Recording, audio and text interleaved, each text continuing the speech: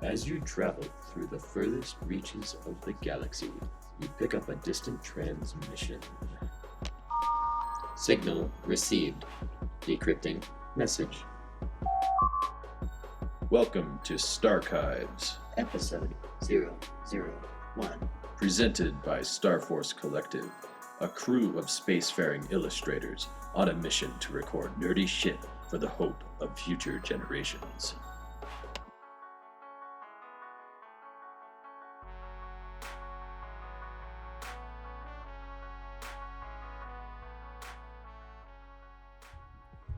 Hello and welcome to Starchives from Starforce Collective. I am your captain speaking, Alex Rodway, and here I have with me... I am the first mate, Hunaid Taj. And we're here to talk about a few cool things today. In keeping with the starry nature of our podcast, we're going to be talking about a little film that just got released recently. It's a little indie feature, you may have heard of it. It's called Star Wars: The Force Awakens. Now, it's been quite some time since the last iteration of the Star Wars franchise hit the big screen. 10 years, I think. Too long by my accounts. Yep. But we've had some pretty good little bits and pieces in between, mostly TV series. But nothing as big as The Force Awakens. That's for sure, Hunaid. I don't think I've been this excited for a movie. Now, I've seen it, obviously, but I don't think I've had this much excitement involved around a movie probably since maybe even Lord of the Rings or something like that. Now, I mean, you can always get into Avengers or, for me, The Dark Knight or something like that. But even those, there wasn't this whole, what would you even call it? This whole, this whole hype train behind it, right? Because there was a lot riding on this film. A lot of fans were going to be hugely disappointed if it was bad, if it was a repeat of the prequels, which we will not speak about here, at least not today. No, not today. But it is an interesting adaptation of the original franchise, since a lot of the alternate universe content has been removed and been recanonized with this series.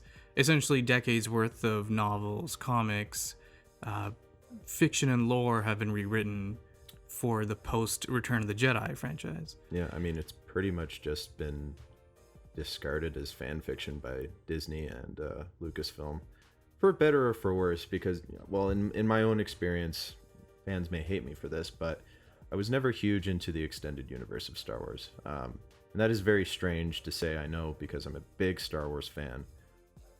But like the huge universe of comic books, it can be a difficult thing to break into. Like, where do you even start? And to keep on top of it is also a big ordeal. You're going to have to collect your novels. You have to organize them in a way that makes sense. And especially if you're like I am, I like to keep things in very precise order. Doesn't matter what I'm reading. When you're looking at Lord of the Rings or the Middle-earth world as it is, there's a series of books: the Silmarillion, the Hobbit, the Lord of the Rings. You've got the Unfinished Tales, the Tales of Urien. Like, it just goes on and on and on, and you try to figure out where they all fit. And when you're looking at a galactic scape of such magnitude, you're talking about hundreds of years worth of lore that gets compressed down into hundreds and hundreds of books.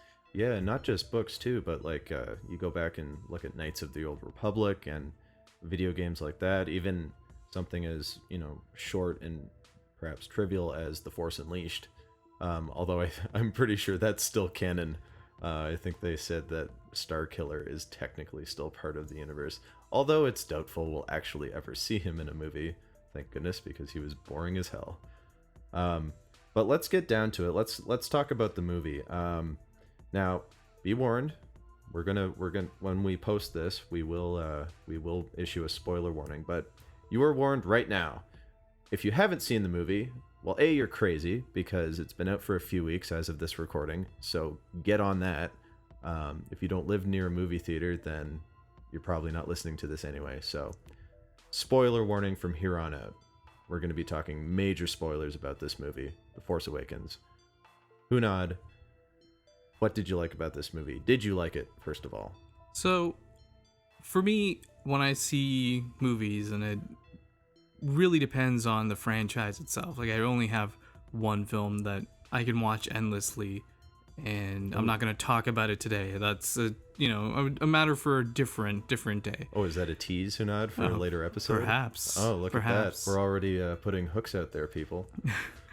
But with Star Wars, I've only seen the prequel series in theaters. Yep. It's just the age that we're born, and we were old enough to go see it in theaters. Both Alex and I are in our mid-ish 20s, so it was something that we grew up with as part of our early adolescence. So for me, like, I try to avoid as much hype as I can, and that meant not watching any trailers, trying to avoid as much contact with articles, spoiler stuff, what have you. Basically, I was trying to shun the internet for the 3 or 4 weeks it took me to finally actually go see the movie. And I thought it was really well done. It's not the best written story that I've watched in a theater. Sure. But it is really well executed. It's gorgeous. It throws back to the original trilogy in a very beautiful and honest way. And I think that's the key word here is honesty, and just there's a sense of being genuine about the approach that this movie takes. Now, I've heard some people complain about J.J. Abrams and how he's kind of a mimic director where he'll just kind of copy the style of another person. But really, what would piss off Star Wars fans now more than ever would be to not see what they expected to see now. And that's exactly what we got with the prequels. Is we didn't get Star Wars, we got star taxes and trade routes. Well, a lot of political jargon in a time where the audience didn't want to see that stuff. Like now you have Game of Thrones, which blends political, regional governments and bureaucracies and different levels of people within a society really well, but it adds that danger that there's this is a world of constant combat and nothing is nice or beautiful about this place. Like, constant strife. Exactly. The most hideous characters tend to be the most interesting ones. They're also the ones that stay around the longest too. Apparently that's something that George R.R. Martin feels strongly about, and I can't really disagree with him. Both Brienne of Tarth and Tyrion are they're fan favorites for a reason. Speaking of Brienne of Tarth, I feel I should bring this up before we go any further. Captain Phasma. Wow. She was really built up in advertising. I mean, she's the Chrome Trooper, of course. But I don't know, when it was revealed that Gwendolyn Christie was going to take on a Star Wars role in a villain capacity, and maybe this is just me expecting too much, and we haven't seen a full trilogy yet, so there could be more of her, but she kind of got the short end of the stick in this film. She literally showed up in the beginning of the movie, issued an order, told Finn not to take his helmet off again, and then we barely see her until the end when she gets put into a trash compactor. So they kind of made a joke of this 6'3" female stormtrooper who could easily have kicked Finn's ass at any point in this movie. And I find it really funny that they used in one of the trailers, which maybe you haven't seen, and maybe this is my fault for watching trailers, but they show Captain Phasma with her gun, and she's like walking real slow and being like, oh yeah, she's looking pretty badass. This is gonna be great. But then that exact shot in the movie ends with her getting blindsided by Chewie, and it ends in like a fucking Three Stooges thing, and I'm like, oh, come on. Yeah. Really? She doesn't even get to fire her blaster once. No. It's one of those basic complaints that I have with the franchise, that generally Star Wars ends up being a boys club. Yeah. And though they did a great job with Force Awakens in reintroducing original cast. Yep. Princess Leia was really nice to see. Or, sorry, General Leia. General Leia. She'll always be a princess to me. having Rey as the female protagonist, essentially, in the capacity for this film. Yep. Having Captain Phasma, having a few more female X-wing pilots. And an Asian female X-wing pilot, I noticed. That was just interesting to me because, well, I mean, you have I don't know his nationality, but you have Oscar Isaac, who I believe is not Caucasian. I don't think he's white. I mean, he looks the closest that we have, but you know, you've got Oscar Isaac, you've got John Boyega, who's fantastic, and you have Daisy Ridley, who is a revelation, and I wonder where she's been all my life, because I want her in every movie now. Like, she's this year's Jennifer Lawrence for me. I think she could really make something out of this. As it's kind of funny, Star Wars is no longer the career killer that it was. Because you look at some of the actors. I mean, you know, Carrie Fisher and Mark Hamill. They've by no means had bad careers, but with the exception of Harrison Ford, they were kind of out of the limelight for quite a while. I mean, if you're into cartoons and stuff, then Mark Hamill was probably more on your radar, with him doing a lot of voiceover for like the Joker in the Batman animated series and later the Arkham games, as well as different character voices for various animated shows. But Carrie Fisher, I really don't remember seeing her in too much. I think she was in a few like romantic comedies and stuff like that. And but it's really nice to see her again. I wasn't sure, like I wasn't sure if like whether she'd be up to the task for coming back, like how she was going to perform. Same with Harrison Ford, because I've seen Harrison Ford in couple stinkers. Talking Indiana Jones 4. Those I think it's worrisome. at this point that a lot of the films that he's doing are going to be branded more as a Harrison Ford film than what the actual nature of the film is really about. Sure. And that's what draws people into the theater. It's not the content, but who's in it. Like, who's the big name attached to this film. It's the new Ford film. Yeah. And I felt that with Star Wars Force Awakens, it did end up being a lot of Harrison Ford. And I don't disagree that they shouldn't give the original cast their proper due with being sort of introductory characters to the series again. But, you know, he definitely stole the limelight in terms of how much screen time he ended up accruing after his entrance. See, I actually liked that. Because when I saw the first couple trailers where you actually see him and he's like, "Chewie, we're home," and you know, I thought that was probably going to be about all we saw of him. Like, you know, he shows up, you know, says a few lines, and then he's just kind of in the background. I like that he was an actual character. Like, this felt like a natural sequel. And you know, when Harrison Ford's character, when Han Solo dies, it's really heartbreaking. This is upon this recording, this is the third time I've seen the film, and I still get knots in my stomach leading up to the moment where it happens, right when it happens, and basically for the end of, like, until the movie ends. Like, I'm just battling with different emotions, because Han Solo, while he wasn't again, I might get hate for this, but he wasn't my favorite character when I was a kid. I was always a Luke Skywalker guy. That being said, he was still a big part of the movies for me.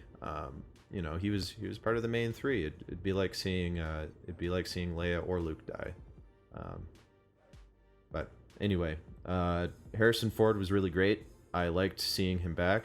The only thing I could have done without a sequence that probably could have been cut is when he and Chewie first get on the Millennium Falcon, and then, you know, the monsters rampaging through the ship. Roll around, and it felt like a wasted opportunity as well, because I don't know if you're familiar with them, but the two actors from the Raid Redemption and the Raid 2 Barandal, the older fellow who plays Mad Dog in the first one, and I can't remember his name. He plays a different character in the second one, but he's really good. And his name also escapes me, but the main protagonist of the Raid was was like, he looked like the leader of that second gang, the one that wasn't Scottish. Yeah. And like I see those guys show up and I'm like, whoa, I didn't know they were in Star Wars. Part of the Kanji Club, yeah. Yeah, and then they get killed. Pretty much. Like, it was definitely an interlude between two acts, it seemed. Didn't have much to offer except for an introduction to Han Solo into the series, without it being, too campy and being like, oh, he's here to save the day, watch out. Yeah. The only thing it felt to me was that, like, I understand the purpose of it. It did provide some funny lines. You get to see Harrison Ford put on that smarmy guise where he's like, like, I'm just gonna talk my way out of it, and then Chewie's like, well, no, you're not, buddy. And he's like, oh yes, I do. It definitely played up their somewhat marital relationship that Chewie and Han have, where they bicker back and forth like an old married couple, and you only really get one part of that conversation unless you're fluent in the language of the Wookiees. And if you are, let us know, because that's both impressive and sad. Wow, let's not insult anybody. We're a bunch of nerds here as well. We've got our own Don't insult issues. any Wookiees. Exactly, they'll rip your arms off. They will rip your arms off and beat you with them. So that's a thing too. I just wasn't super crazy about the actual monsters rampaging around.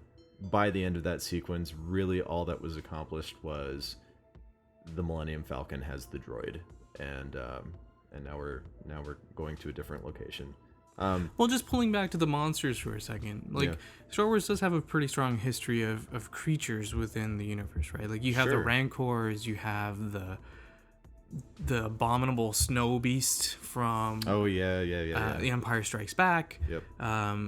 You've got the Sarlacc pit. Mm-hmm. The Tusken Raiders. Like, there's all these creatures, and they become a part of the scenery, and that wasn't as evident in The Force Awakens. Like, this film was focused very much on your main protagonists, in this case Rey, Finn, to an extent Poe, who is the rebel resistance. The best pilot in the Resistance. And he is the best pilot. Actually, I want to talk about him for a second. One shot in particular, because I haven't heard enough about this shot, and it's absolutely brilliant, and I get chills every time I see it. 3 times I've seen it now. It's when Finn, Chewie, and Han have kind of been taken captive by the stormtroopers outside of Maz's cantina thing, and it's looking kind of hopeless, and then the Resistance shows up. It's like, oh, X-wings, awesome. And then we get this fantastic tracking shot where he's just in the background, and you're kind of seeing it from Finn's perspective, where the X-wing that Poe is piloting is just doing all these awesome maneuvers and taking out TIE fighters left and right. Not a wasted shot. No, and like, it's a nice tracking shot where obviously the X-wing's not there. You can do anything in computers, but it feels real to me. Mm-hmm. Like, and one thing that I keep feeling there is, this is the best use of X-wings that I've ever seen since probably A New Hope. Yeah, the trench scene, and the trench run. Just amazing. It was great to see X-wings again, and finally have the technology that you can have them, doing all these crazy things. But yeah, that shot, and when it ends with Finn saying, "That's one hell of a good pilot," and I'm like, yeah, it is. That's Poe Dameron, motherfucker. Sorry, this is a bit of an R-rated show. We're gonna definitely have to rate this as an explicit cast. Now, there was a cool thing about that shot too, which you mentioned, that it looked very real, and that's because the X-wing interacted with the foreground, and it wasn't just a part of the background. Like, it wasn't just shooting at TIE fighters in the sky. You're right. It was shooting at stormtroopers on the ground. Yep. So you had an immediate interaction where things that are directly in front of you are now being targeted by this, flying X-wing.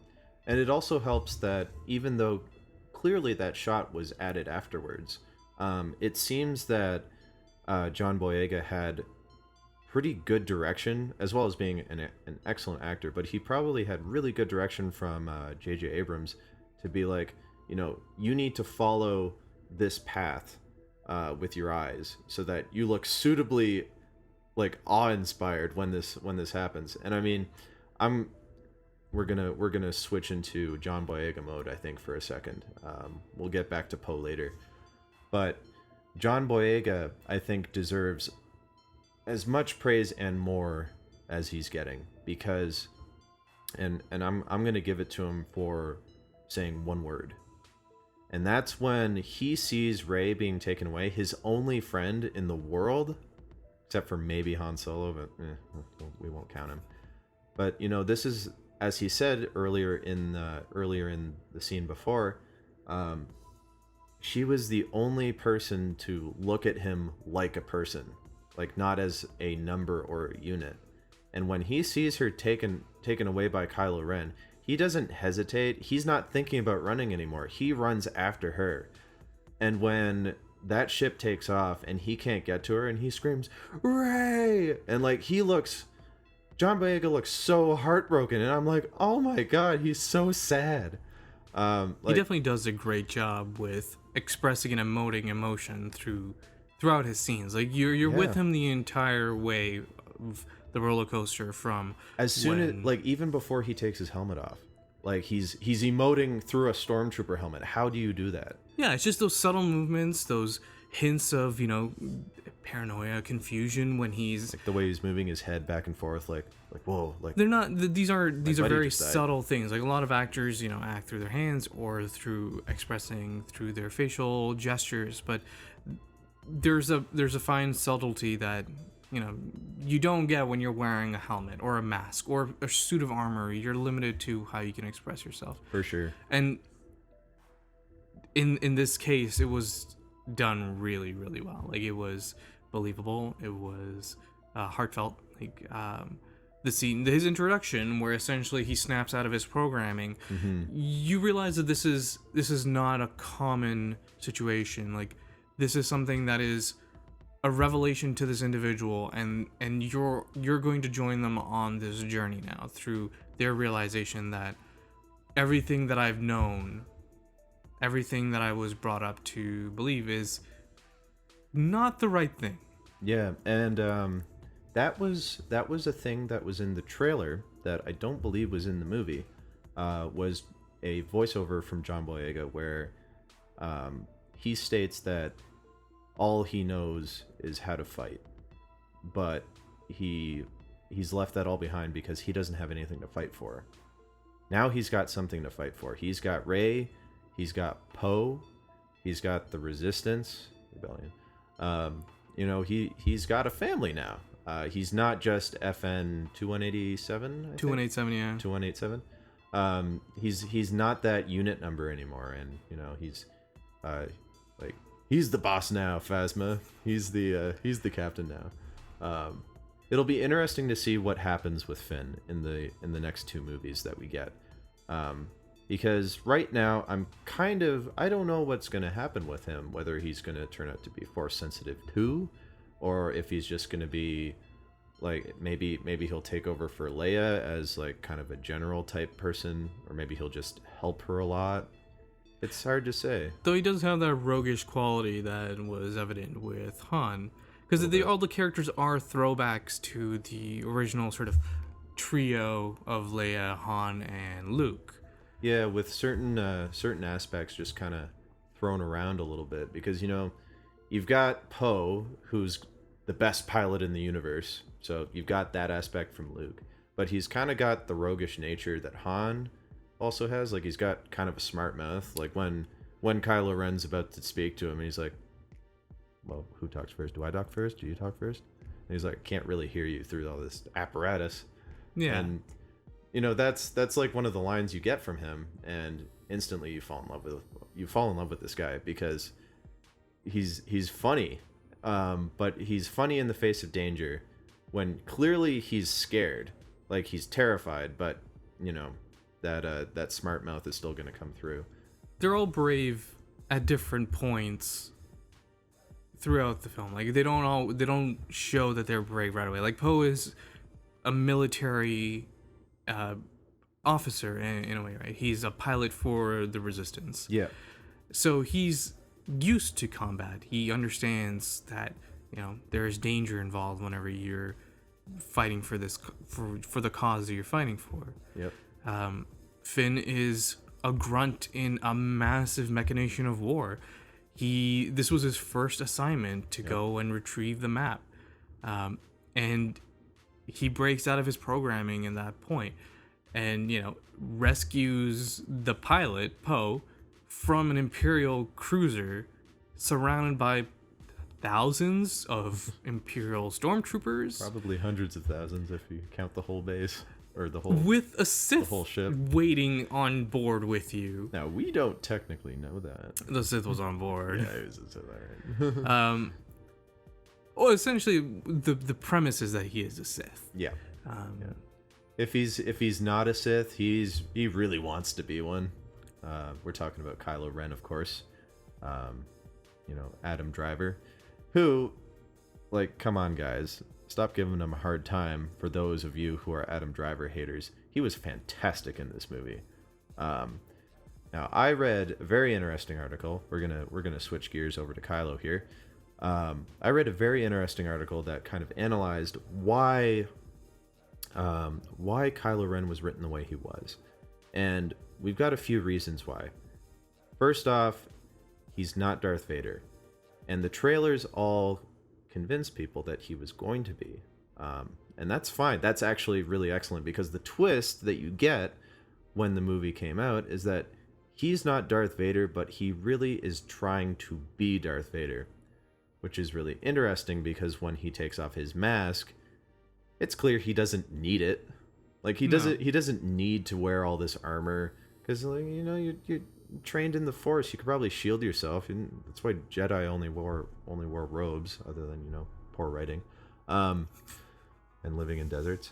But the point is that he didn't wear that mask because it was necessary. Like, it's not like he had a smoking problem, or like he had trouble breathing, like he had asthma. Maybe he has asthma, who knows.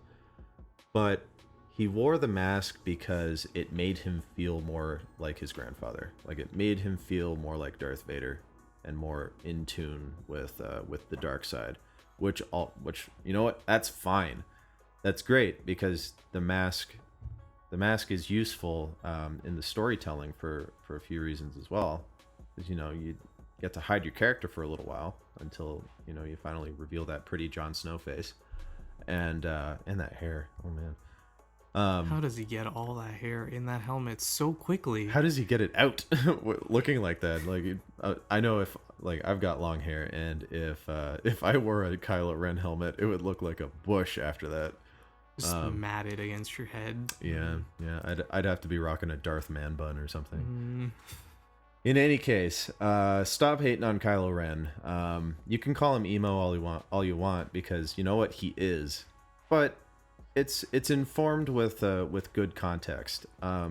Essentially, he's a child who has. Well, yeah, he had a poor. Well, he probably had a great childhood, but, you know, as soon as he started showing aptitude with the Force, Leia's like, well, off to see Uncle Luke, and then bye. Well, they mentioned that they sensed that there was a darker nature lurking behind him since he was a child. That's why they sent him to train as a Jedi with Luke, to try and quell those callings to the dark side. Sure. And to an extent, we know for a fact that children that have been trained as Jedi haven't had a high level of success being functioning adults. Yeah, isn't that odd? Where you've got Luke Skywalker, who was trained when he was like 18 or 19 or however old he was a teenager. He was not a child. Yeah, he wasn't a child. And like Yoda's like, too old he is, and like, Yoda, you don't know anything, man. Come on. You said that before. Yeah. To be fair, you kind of were right about all that. Yeah. And you know what? We really haven't had anything in terms of the movies, anyway. Don't get me wrong on any of the extended universe stuff. I don't know it, so sorry. But in terms of like the prequel trilogy, we never really get a satisfying answer to how does a Jedi gain his training. Like, does he have multiple masters? Does he really have like is he really going to be in a classroom with like 50 other kids swinging a little lightsaber around with Yoda being like, yeah, just do your thing, guys. If you hit each other, whatever, we'll put a robot hand on you. We do that all the time. Yeah, but I don't know. Yeah, it seems like there isn't a huge success rate with these younglings getting trained so young. Yeah, so I think it's the Skywalker line, and I think it's just bad up. choices were made, but we won't have much of a franchise without them. That's all we can say. And that's true. And you know what? We don't know where the story's gonna go. It's early days. Like, this is the first film in the third trilogy of the world. Isn't that crazy? We've got 7 movies out right now. 7 Star Wars movies, and we're going to have probably 7 more in the next 7 years. Yeah, a lot of tie-ins, a lot of independent stuff, which is important to fleshing out the universe. Now, it is. Some can argue that gets crazy very quickly because you have 2 films coming out every year in some cases. Like, if you look at the Marvel Cinematic Universe, there are years where you have 2 big movies coming out. Sure. And Of they course. all tie together. And to use that as a good example, I don't really know anybody who's really sick of Marvel movies yet. I am. I raised my hand. You are? Okay. Yeah, I'm getting to the point where it's starting to become a little bit too much. Little old. Yeah, like, these are characters that I grew up with in the comics. And when I say I grew up with, I only really started reading Marvel comics when I was in my last year of high school and first year of college. So I was well into my late teens at that point. Right. And I absorbed a lot of it very quickly to try and catch up. So when I see characters on the big screen, taking stories that are really well written, that already exist, and in ways shredding them down to a very watered down world, it does become less appealing. Like, if you take Iron Man 3, which is based off the Extremis storyline, which is a great 6-part, like, you can get that as a trade paperback. It's wonderfully written. It's a reimagining of the origins without restarting the storyline. Okay, so it's kind of like a soft reboot. Exactly. Without actually disrupting any canon. And it gives a non-super powered being some additional gear to play around with. Cool. For the upcoming events that led to, Secret Invasion and Civil War, which were 2 big Marvel comic book universe events. Yeah, kind of speaking of Civil War, actually, we got the trailer again before Force Awakens today, and you weren't crazy about it, were you? No, and it's the problems have existed since Iron Man 3. Like, I stopped really. Like, I went to see that movie, and were you upset by the Mandarin? No, it wasn't even that. Like, the Mandarin could be whatever they want, and there are strong hints that the Mandarin is still out there. Yeah, it just wasn't Ben Kingsley's character. That was great. I really want to see. I want to see Trevor come back. Oh, jeez, he was so funny. I sure want to see him actually become like a supervillain. Hey, who knows? Maybe he'll start with these convoluted comic worlds. Things happen all the time. Or like an Earth 2 with a Trevor who's actually the Mandarin. Jeez. He's like, hello, I'm Trevor. I'm the Mandarin.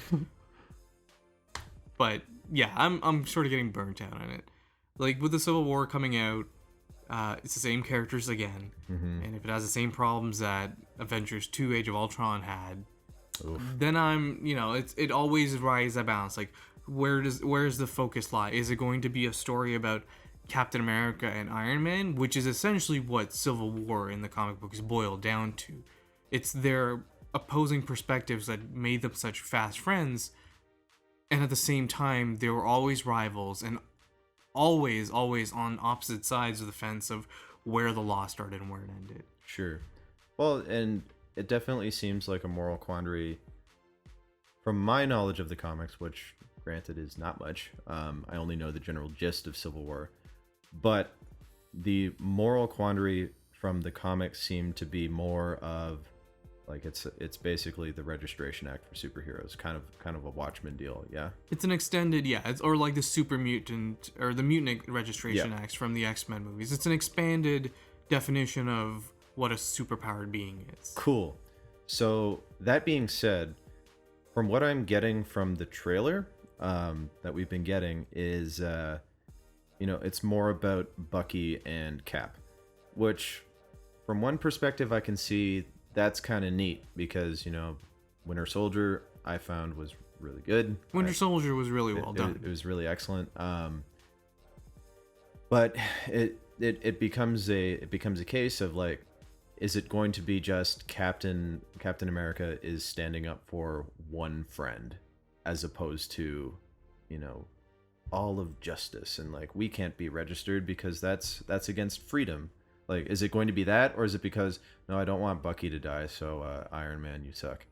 Not just Iron Man, but essentially the entire government who's Yeah. supporting the registration. They're planning on hiring, in the comic books, they're planning on giving them jobs as agents of law and justice.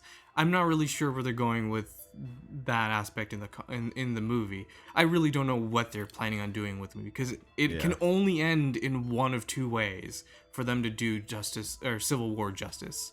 Well, is it bad of me to kind of hope Cap dies? Because I kind of hope he does, for one reason, and that's I want Anthony Mackie to take up the mantle and be Captain Falcon. To be Captain Falcon, to be Captain America? Yep. Yeah. I want Captain Falcon. Captain Falcon? Yeah. You mean the Falcon? The red one? The Falcon. I want him to be Captain America and become Captain Falcon.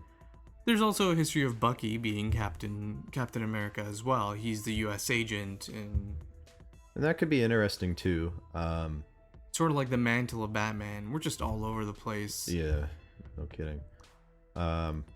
In any case, there is one aspect of Civil War that I am extremely excited about and that we've only really seen a couple snippets of.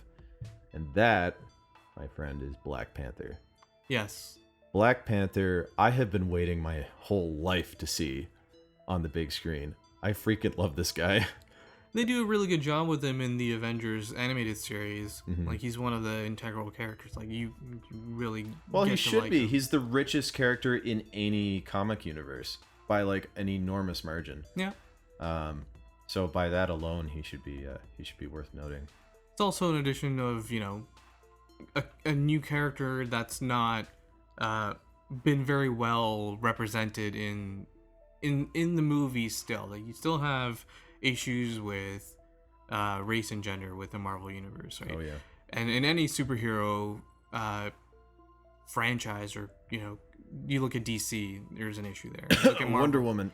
you look Sorry. at Marvel, there's an issue Oh. there. Had a So- cough there. It's nice to see them being a little bit more forthcoming and including characters.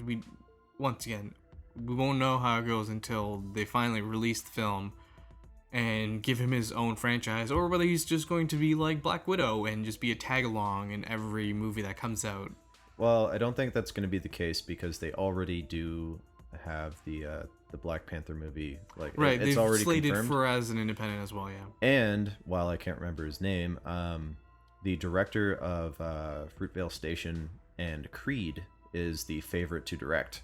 Okay. And I'm down with that. I haven't seen Creed yet. That's on my list to see. I've heard exceptional things about it. In any case, let's get back on track here. Let's go back to Star Wars. Back to Star Wars. All right, Hunaid, what do you want to talk about next for Star Wars? Okay. What's next on the docket? So, with Alex and I both being illustrators, we spend a large portion of our time analyzing things from a visual point of view. Like, we try to solve problems in images.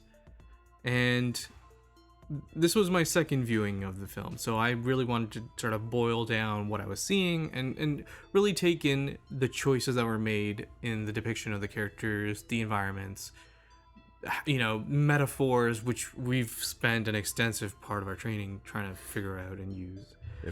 Tom, if you're listening, that one was for you. And we're grateful for the training, don't get me wrong. It's a very important skill to have as an illustrator, to be able to disseminate ideas and really communicate them efficiently. Actually, let's talk about visual metaphors for a second. Don't worry, kids, it's not going to be boring. Much like in illustration, film, and especially this film, uses a lot of visual metaphors, which some people may consider heavy-handed. They're very heavy-handed. Yeah, me included. Let's talk about the scene where Han Solo dies. Spoiler alert.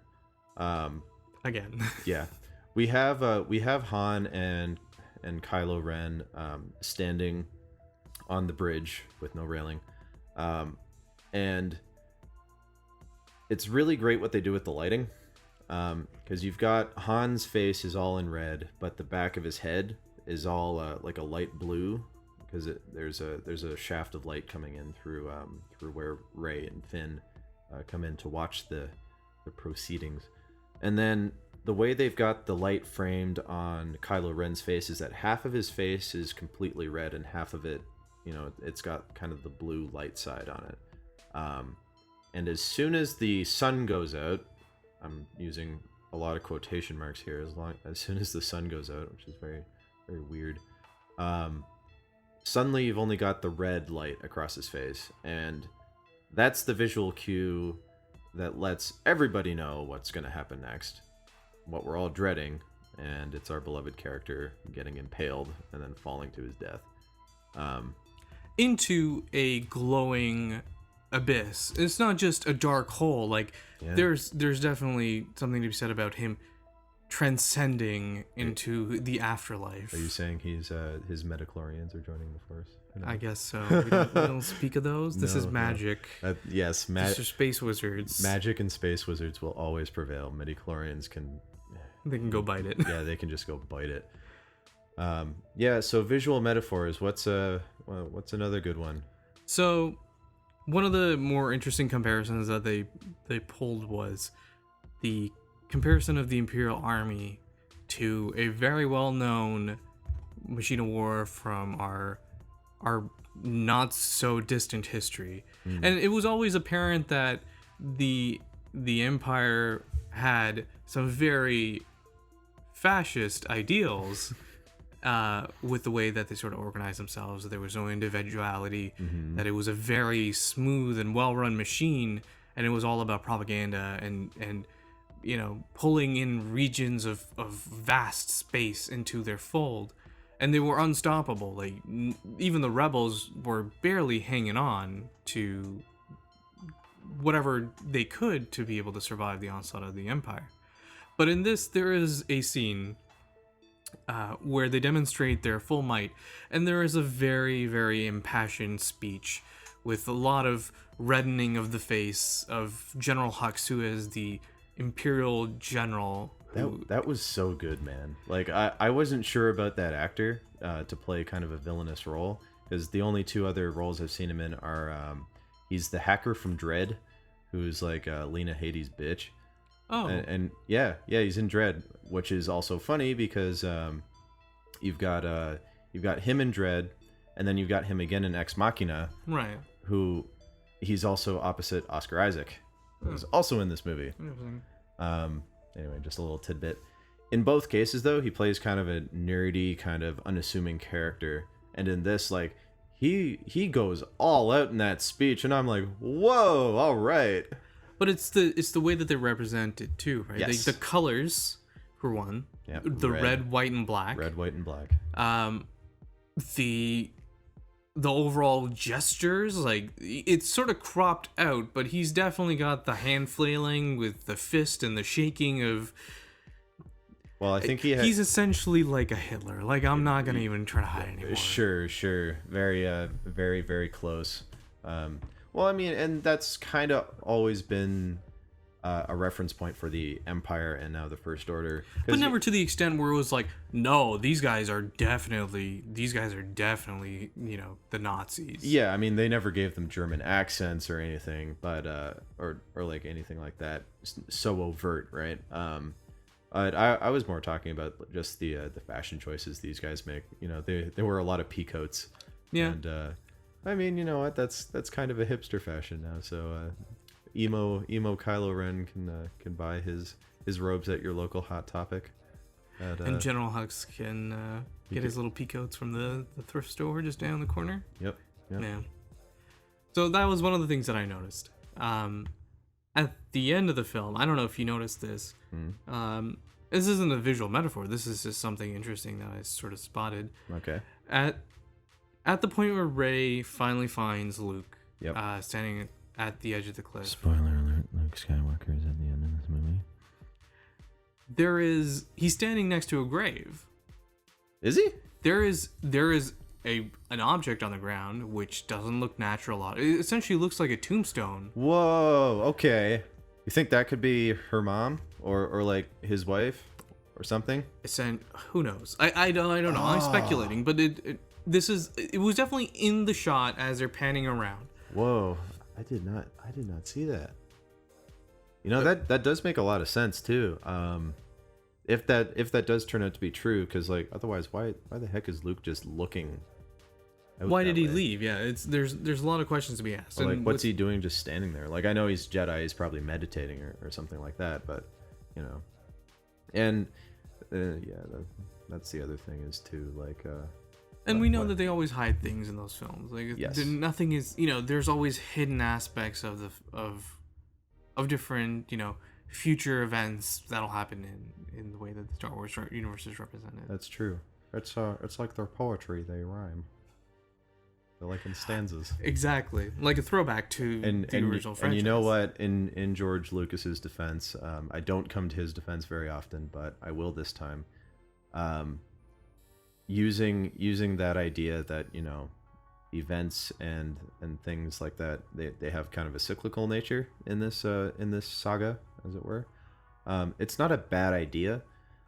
It was just too heavy-handed in the prequels. Like, it was just very, very, very heavy-handed and not at all handled, I think, the correct way. I think it could have been subtler.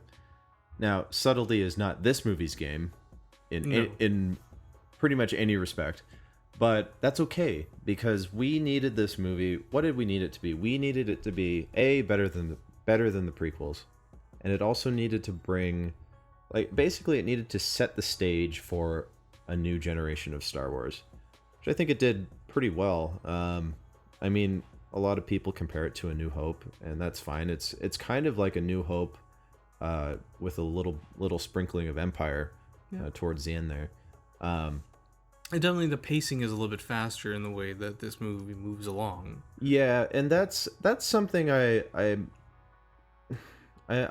having a bit of trouble with the pacing, because on one hand I like it because it takes you through the movie and suddenly 2 hours are gone, but on the other hand there could have been a few moments I think where, kind of like the ending, where it's like it's just there's nothing going on except a really emotional moment between two characters. A scene I always think of is when Luke, when you really hear that Force theme, like the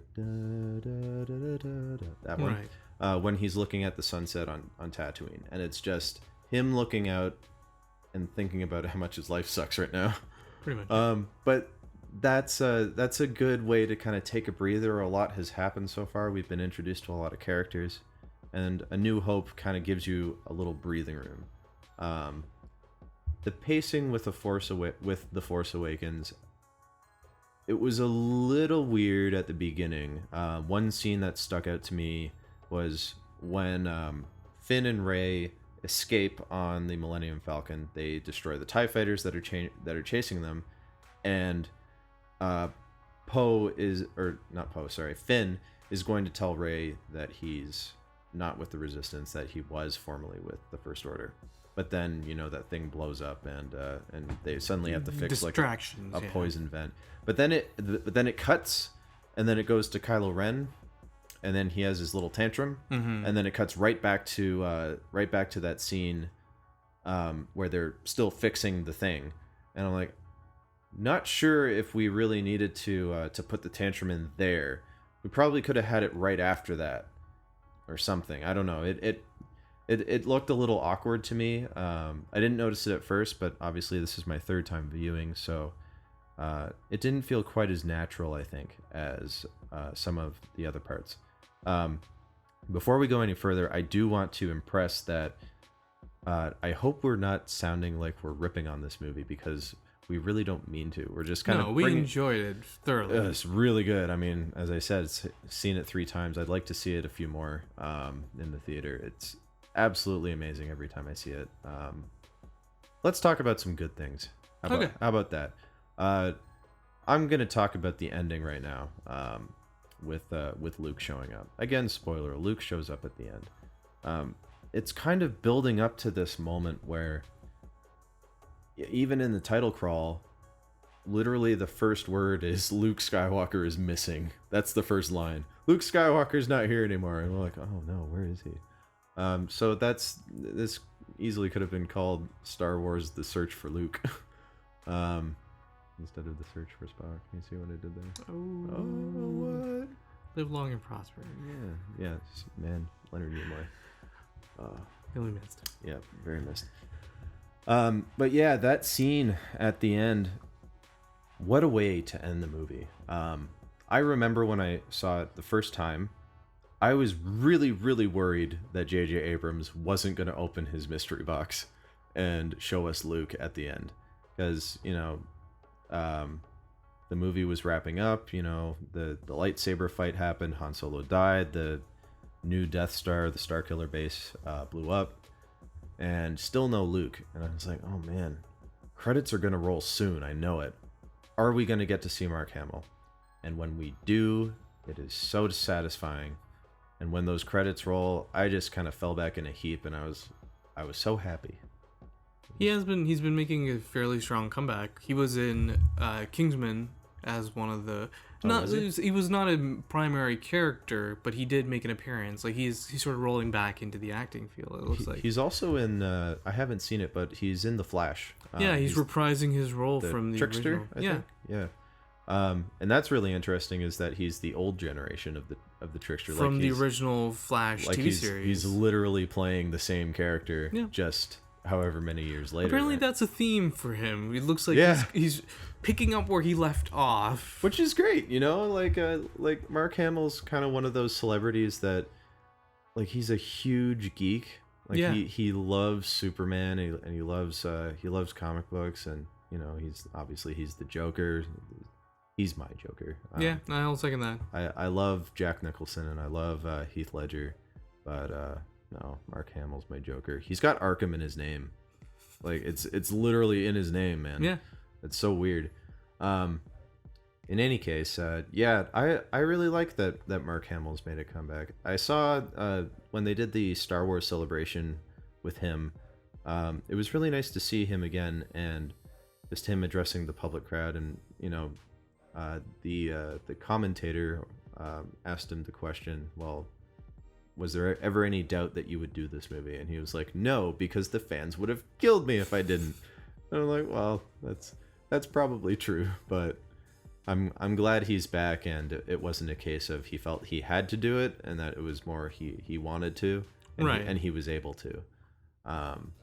Same with Carrie Fisher and Harrison Ford, especially Harrison Ford, because as I've said, he's been in Ender's Game, he was in Cowboys and Aliens, he's been in a few things like Crystal Skull, where it just kind of seems like he was phoning it in, like he seemed tired, and part of me was like, is he done? Like is Harrison Ford done?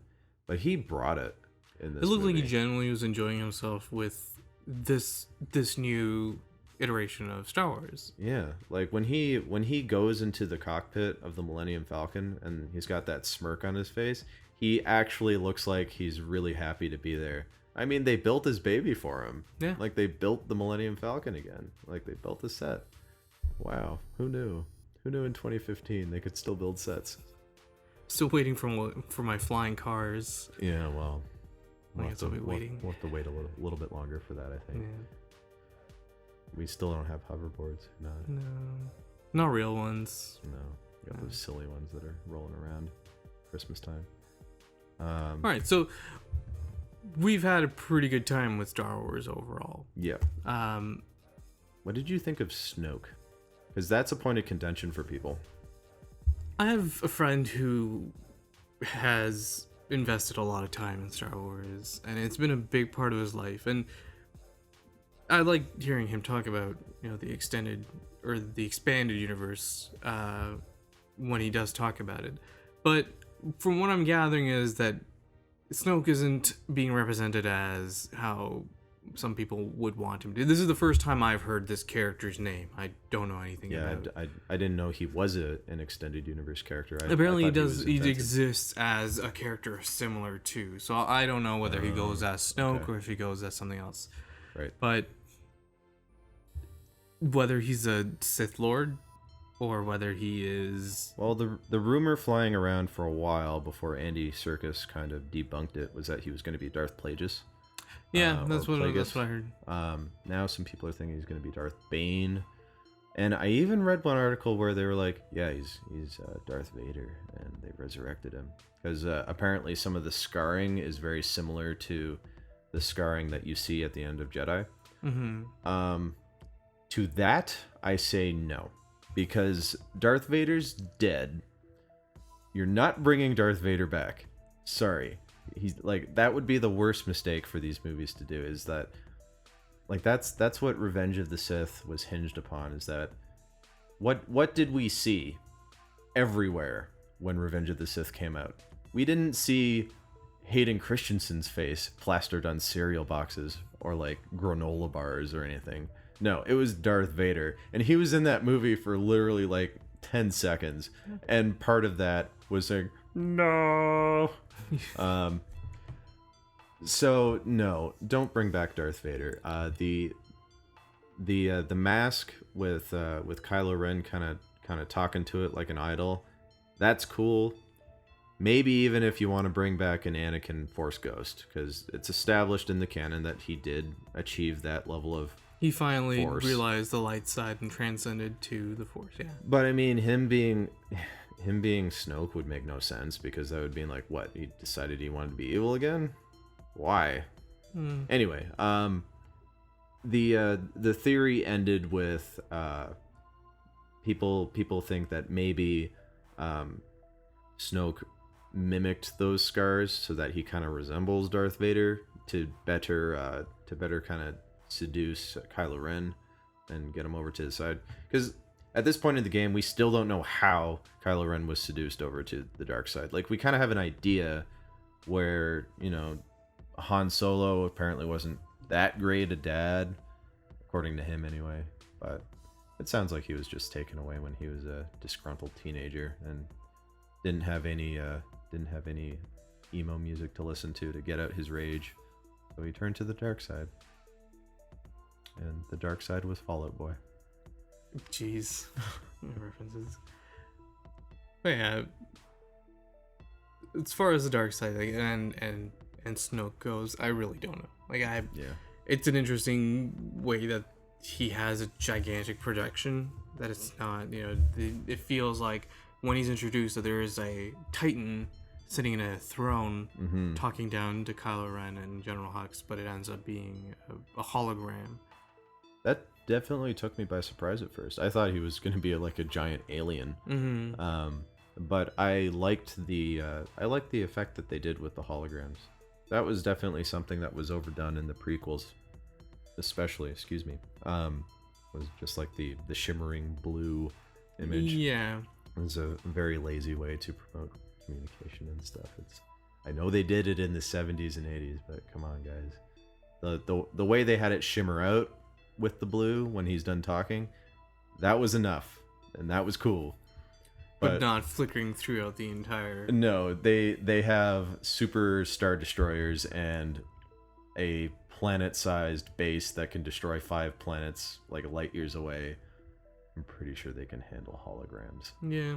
There's a lot of bizarre things about the technological advancements that exist in, this galactic-wide story, yet all their clothes look like they're handmade.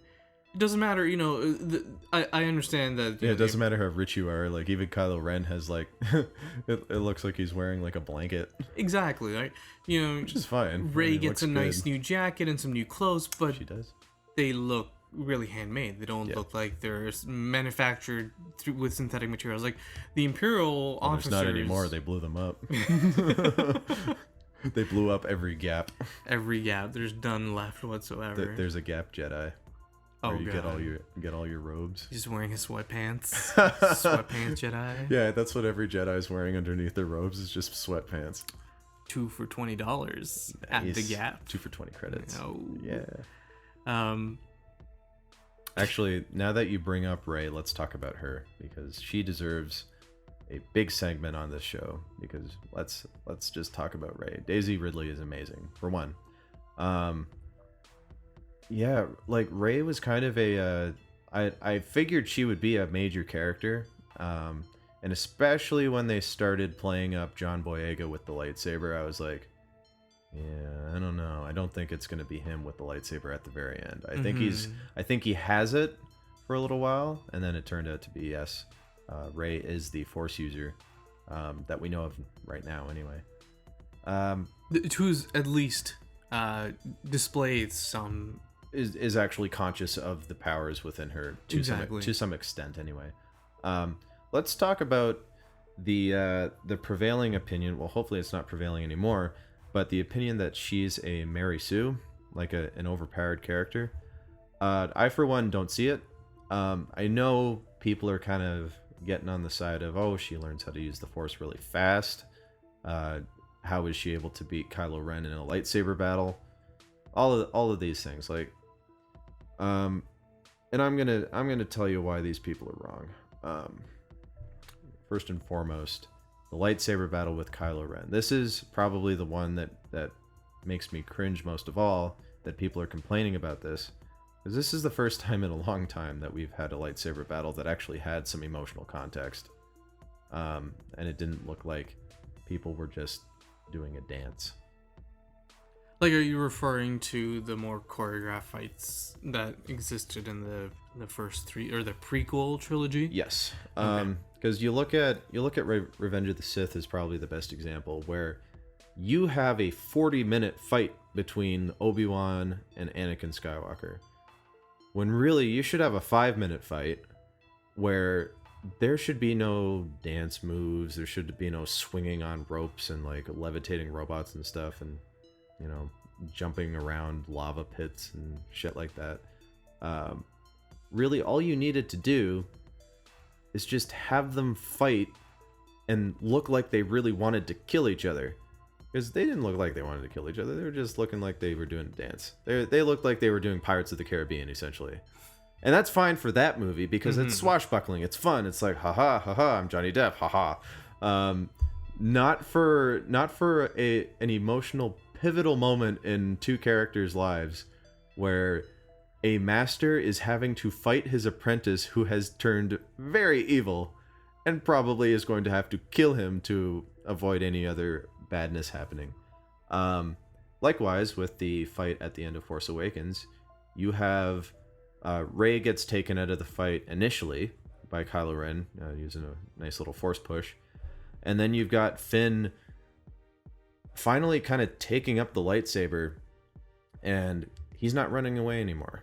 Like his arc has come to, like his arc has come full circle, I guess we'll call that, and he's not running away anymore. He's gonna fight. Like he's gonna stand up for his friend, and he does. And this is where people start to be like, well, how did Finn like stand up against Kylo Ren? Well, first of all, Kylo Ren is very badly wounded, so he's not at full power. And second, Finn gets one lucky shot on, like, he glances a blow off of one of Kylo Ren's arms, and that's it, before he gets completely owned. And pretty hard, yeah. Pretty hard. Like he's pretty much dead by the end of the movie. Like he's gonna need some serious reconstructive surgery on his back, on his spine, because who knows how deep that lightsaber cut. But then you've got Rey picking up the lightsaber, which is such an epic moment. It's finally a woman wielding a lightsaber in a Star Wars movie. Is this the first time? This is not the first time. There are secondary characters that do that are Jedi and Okay, they do it's fight. the first time it really means something. Then. Yeah, it's the first time that this is a protagonist, a leading character who has this position involved. Mm-hmm. There's still issues with the way that it's depicted, and we'll talk about that afterwards. But yeah, Rey is definitely not that magically gifted individual. Yeah, like I think maybe people's main thing was like, well, why how does she know how to fight? And I'm like, well, we saw that she knew how to fight. She could fight with her staff. Yeah, and the way that she fights in the film is very reminiscent of her trying to fight with a staff but having to use a sword. Like all of her attacks are lunges and sweeps. They're not slashes like you see Kylo Ren use, where he understands how a sword works. She doesn't. She's like lunging at him, trying to essentially spear him with the point of her lightsaber. And not only that, but maybe people weren't watching the same movie that I was, but the entire fight before, he backs her up against the cliff, she is constantly giving away ground. Like she's running away from him pretty much the entire time, just fending off his blows as best she can. So when people call her a Mary Sue, no. A Mary Sue would grab the lightsaber and suddenly she can just defeat him like with one hand behind her back. No, she looks like she's trying really, really hard not to get killed. And that's the other thing with Kylo Ren being severely wounded is he took a direct hit from Chewie's crossbow, like laser blaster, like a blast thrower or a bolt thrower or something. Yeah, like that. which we saw a lot of use of in this movie, where if it hit a stormtrooper, that stormtrooper was going flying. So why didn't it just send Kylo Ren off the edge? Probably because he was able to use the Force at the last second to kind of, deflect some of the the major damage, but he was still like, ugh. He's definitely concentrating on keeping his injuries in check throughout the fight, and you can see that he was constantly sort of, in a way, self-flagellating himself with just like hitting himself. It was like, yeah. I don't understand the creative choices that went into why he was doing it, but it was just it was a visual way to let you know that he was not at 100%. His focus was diverted elsewhere. Exactly. So sorry, you said you had an issue with this fight. Not the fight. Not the fight. No, itself? just the representation. Like we all know that there's an issue with Star Wars being a boys' club. So yes, that's what I meant. Okay, gotcha. So I'm more than ecstatic to see Daisy Ridley in this role. So, yep. And it's become a theme where it's there are young women being cast as Mary Sue's in a lot of franchises, where they are exceptionally gifted individuals that seem to be able to resolve whatever problems. Like that trailer we just saw before the movie called The Fifth Wave. The Fifth Wave. We're not going to talk about this. It's bad. It looks awful. Looks like shit. The end. But yeah, having nothing against Chloe Moretz, I think is her name. Yeah. I don't even know. Hit Girl. Oh yeah, okay, yeah. That's who that is. Glad she's getting work. Maybe not this movie. Yeah, maybe not this one. It's definitely along the lines of your Hunger Games, Divergence. It's a young adult thing. Yeah. So they're gonna keep making those. Don't worry. There'll be 3 movies, and one of them will be split into 2 movies. So that'll happen. It'll be a quadrilogy, like they all are. Always. But I'm glad that's not the character she is. She's an individual who's had to struggle through her life to fend for herself. Yep. Like, this is not a person who was born into privilege or had a loving structure around her. Like, if you're looking at Mary Susan, you compare her to the character Katniss Everdeen. Yes. Let's use her because she is the most popular by far. Ooh, we're gonna get hate for this, man. I don't care. Uh-oh. She is definitely the most popular by far Mary Sue that is around at this time. Sure. She's just so good with that bow, though, man. From what I've never seen the movies, I haven't read the books. This is all hearsay, but I I did work for a studio that worked on the 3D conversion for yes. for the most recent film. Mockingjay Part 2? Exactly. Okay. And I have a very difficult time believing that you can take down a jet with an arrow.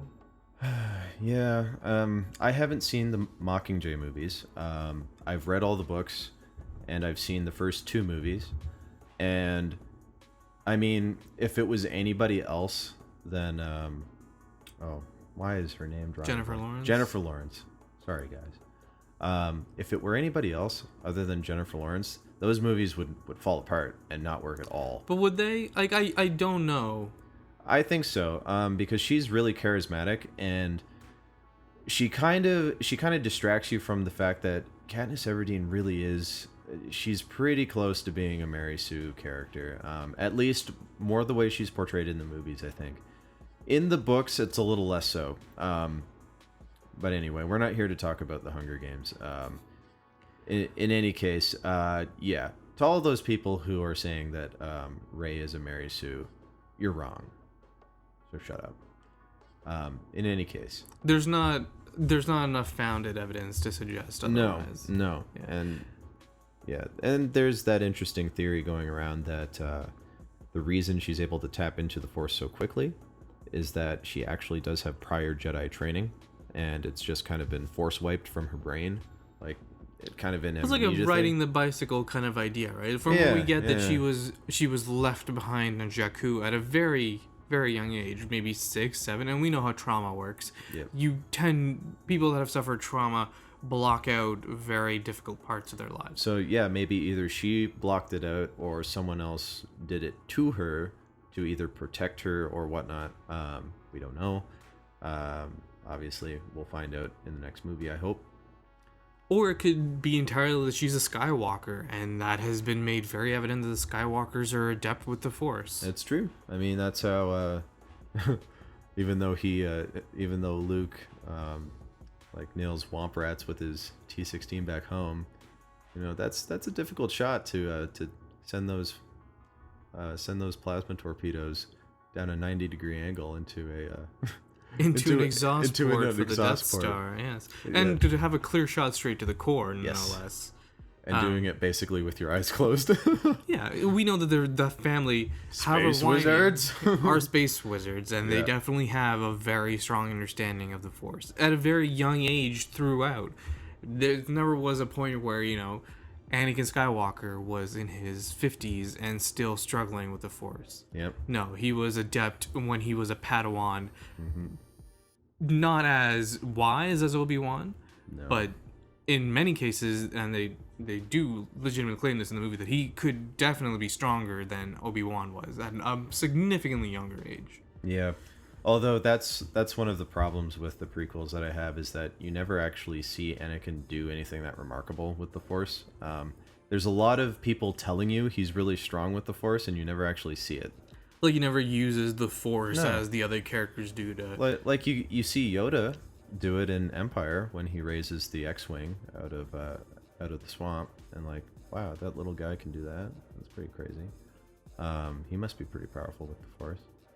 But I mean, really, the only time I've ever seen the Force used to like crazy effect is the Force Unleashed video games, where you can take out TIE fighters from just pull them out of the sky. And that's pretty awesome, but that's also a video game, and I don't really want to see that in my Star Wars movie. No. Unless, of course, there's like a Jedi artifact that enhances your Force abilities, I suppose, but... Maybe. Like the lightsaber of your grandfather, perhaps? Maybe. Who knows? It's a conduit for the awakening and whatnot. One thing I want to bring up about when Rey touches Luke's lightsaber, his old lightsaber at Mos Kanata's, is I don't know if you noticed this, but you hear Yoda and Obi-Wan and Luke. I think you hear Luke too. Like, you hear their voices faintly in the background. You hear Yoda say his famous quote from Empire about how the Force surrounds us and it binds us. And I think what does Obi-Wan say? I'm pretty sure Obi-Wan says Rey. Like, I think you hear it. It might have been Ewan McGregor. I don't know how they would get Alec Guinness to say Rey now. It may have just been someone doing an impression of him, but it sounded like to me that there was an Obi-Wan voice saying Rey, Right. and that was pretty cool because that lightsaber has some history. It's been passed down a few generations. And that was an interesting twist that she's the one who ends up with it. Like it Yeah. comes around to calling her, and we don't really understand how the objects in this universe work, right? Like whether Sure. it's a force sensitivity thing, or whether, Well, because what I took from it was when she touches the lightsaber the first time, she's transported to the hallway that Darth Vader and Luke fight in at the end of Empire. The one right before they get to the little bridge. Like I'm your father. I haven't and seen stuff. the original trilogy in a while, so I don't like. I wanted to rewatch them before I went to see Force Awakens, but Yeah. I haven't had the chance. So Now, a lot of the visual stuff is I lost on me. don't know if that's 100% true. I don't know if that was the intent, but it looked like that to me. And what I took away from it is that the lightsaber right before it's lost, that's the pivotal moment that happens. Like right before Luke's hand gets cut off and the lightsaber, goes down the chute Right. and ends up in Maz Kanata's somehow. But yeah, there's a lot of history there, and yeah, I don't know what kind of connection there's going to be from here on out. It'll be interesting to see. I'd like to see the next movie be primarily Rey and Luke and a lot of Jedi training stuff, like even more so than you got with Yoda. Because obviously that stuff is great. It's some of the best Star Wars stuff around, but I want to see more. Like I want to see them really delve into the questions that we have about the Force without explaining too much. Like I don't need that midichlorian explanation again. I don't need that, but more a case of like Jedi training to me was never about going to an academy. Right. And learning like, oh, this is Jedi history, and then you're gonna do your potions class and your Ministry of Magic class and your Defense Against the Dark Side class. It's not Hogwarts, guys. It's not Hogwarts. Our space wizards don't go to an academy. They learn. It's more like an apprenticeship, where, Yeah. well, you literally is. You become a Padawan to a Jedi Master who's going to teach you kind of how to be wise and how to deal with things. It's kind of more like being a Buddhist almost. Well, there's Because they're definitely monks yeah. essentially. You know what? They're allowed to love. They are. And that much is clear. Like, Yes. I think there's some really interesting articles about how I'm they pretty could sure have Yoda had a avoided. wife. Yoda definitely had a wife. Well, Maybe Maz Kanata. Maz Kanata. Yeah. Apparently, she's into Chewie now. Yeah. Where's my boyfriend? I like that Wookiee. There's definitely like this interesting sense that Jedi are supposed to be very rare. Yeah. One in an entire civilization of people might be force sensitive. Yet consistently there has been a family that's been pumping out Jedi generation after generation. Yep. You think they wouldn't have an issue with having so few Jedi if they just sort of let them Like if have they a started little, doing Skywalker inbreeding. not Skywalker. I mean, just in general, like because we don't know, right? The True. Jedi are forbidden True. to take partners or to have children or to have a family. So Yes. we don't know if Mace Windu had little Little bastards. little children, whether they'd be as sensitive to the Force or not, or whether they aren't. Like if you take into account additional content, let's talk very briefly about Avatar, The Last Airbender, and The Legend of Korra, Sure. where Bending. they have Basically Force. this connection to the elements and how they can control them. And it seems to be that a family that has strong bending capabilities tends to have children who also have strong bending capabilities, but not always. But not always, yeah. But not always. Like you see with Boomy in Legend of Korra Exactly. until harmonic convergence happened. There But was we an won't get into that. awakening. Yeah, there's an air There was there's an air awakening. Exactly. So, we don't know how that would work out in the Star Wars universe, whether if Jedi are allowed to, Have a little side action. exactly, with other Jedi, not just random people. Like, Sure. there's obviously, these are brothers and sisters. In the loosest terms, these are people that are very close to each other that have spent years training, and you'd assume that they'd have affections for each other and maybe even more. Well, and that's why I think it's going to be interesting to see what relation Rey has, if any, to Luke Skywalker. Because let's say, for the sake of argument, that Rey is Luke's daughter. Let's just say that hypothetically. Now we got this whole question: who's her mom, right? Mm-hmm. And where is she now? Is she dead? Is she out there? Is she the one who left her behind? Did she abandon Luke because she was like, Luke, like your Force stuff is getting way too crazy. Like, we got to drop her off somewhere so she can live. Like, I don't know. Was it a threat? Like, is this know. after Kylo Ren's? And it very much could be, because if you take you compare the timelines, Kylo Ren's betrayal of Luke Skywalker happens. Essentially, it's been a couple of decades since Luke has been missing. Is that what they're implying? It seems so. Yeah. At least 10 to 15 years is what I'm sort of. And obviously, it's hard to tell because of that lovely hair. But Kylo Ren definitely looks. I think he's supposed to be older than Rey. He looks like he's mid-20s, late 20s, whereas Rey was like maybe barely just coming out of her teenage years. Like, Maybe she's probably like in her 20. 18s to 20s sort of area. And it's really hard to tell because she looks very young. It's true. It's difficult to say, and obviously, guys, we won't know until the movies come out. This is all pure speculation, obviously, but it's fun to speculate about this kind of thing because there's a lot of media material here. And we don't, like, the two of us, we don't really engage in this kind of content at all when we're not extended universe stuff, or just even general, like, theories about, what could be in a story that we don't really know much about. Sure. Speaking of stories we don't know much about, I'm going to change gears, and we're going to talk about something completely different. All right. What's that, Hunaid? Tell me. So, recently, in the past maybe few weeks, there has been a title released called Fallout 4. Ooh.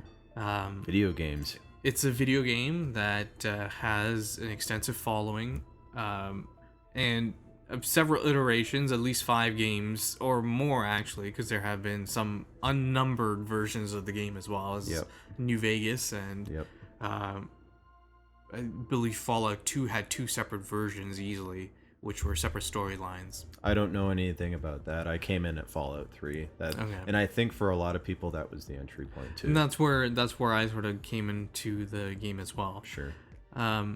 Both Alex and I have been playing it now for the past couple of weeks, ever since. I've been playing it since Christmas, since my lovely wife bought me that PS4, that sweet, sweet PS4. It's a pretty nice machine. And I've been playing it for a little... I think I got it on release day, so I've been playing it since November 11th. Okay. Now... Remembrance Day, who knows? Since, really? Well... Really? War never changes. Oh, whoa. Deep cuts. Deep All right. stuff. Cool. What are your feelings about the game so far? Like you said, you've at least logged in about 40 hours into the game. Yeah, I'd say it's pretty close to that. My character's around level 28, 29, something like that. And I've explored a decent chunk of the map by this point. Now, my approach to these games, being the Elder Scrolls and the other Fallout titles, has always been, I don't care about your main storyline. I'm going off on my own. See ya. So I haven't even bothered looking for my son yet. He's out there somewhere. Loving father. Yeah, I know, really. Or mother. Well, I'm the father in this case. My wife is playing the female version of the protagonist, and I really like that. I like that you can choose, and they're both characters that are they're related, and they're both integral to the plot. Again, spoilers for Fallout 4 if you haven't played it. We'll be delving into some spoilers, although I don't think either of us have actually finished the game yet. No, there's a lot to go through, but I'll give you my initial impression. My initial impression upon playing the game is like, holy crap, this is really good. And a lot of it is really what I hoped for in a Fallout 3 sequel. Because while I enjoyed my time in New Vegas, it was basically just an expansion. It was an expansion of Fallout 3. It had the exact same engine. It was just outsourced to a different company, Obsidian Entertainment, I believe. And it was even buggier than Fallout 3, which I didn't think was possible. And they had a very, very weird system with like clans and groups where you could have a high standing with one group and then it would lower your standing with others. So they had like a allegiances or honor system. Yeah, and it was goofy. This game, Fallout 4, has done a lot of things correct, and I'll list a few of them.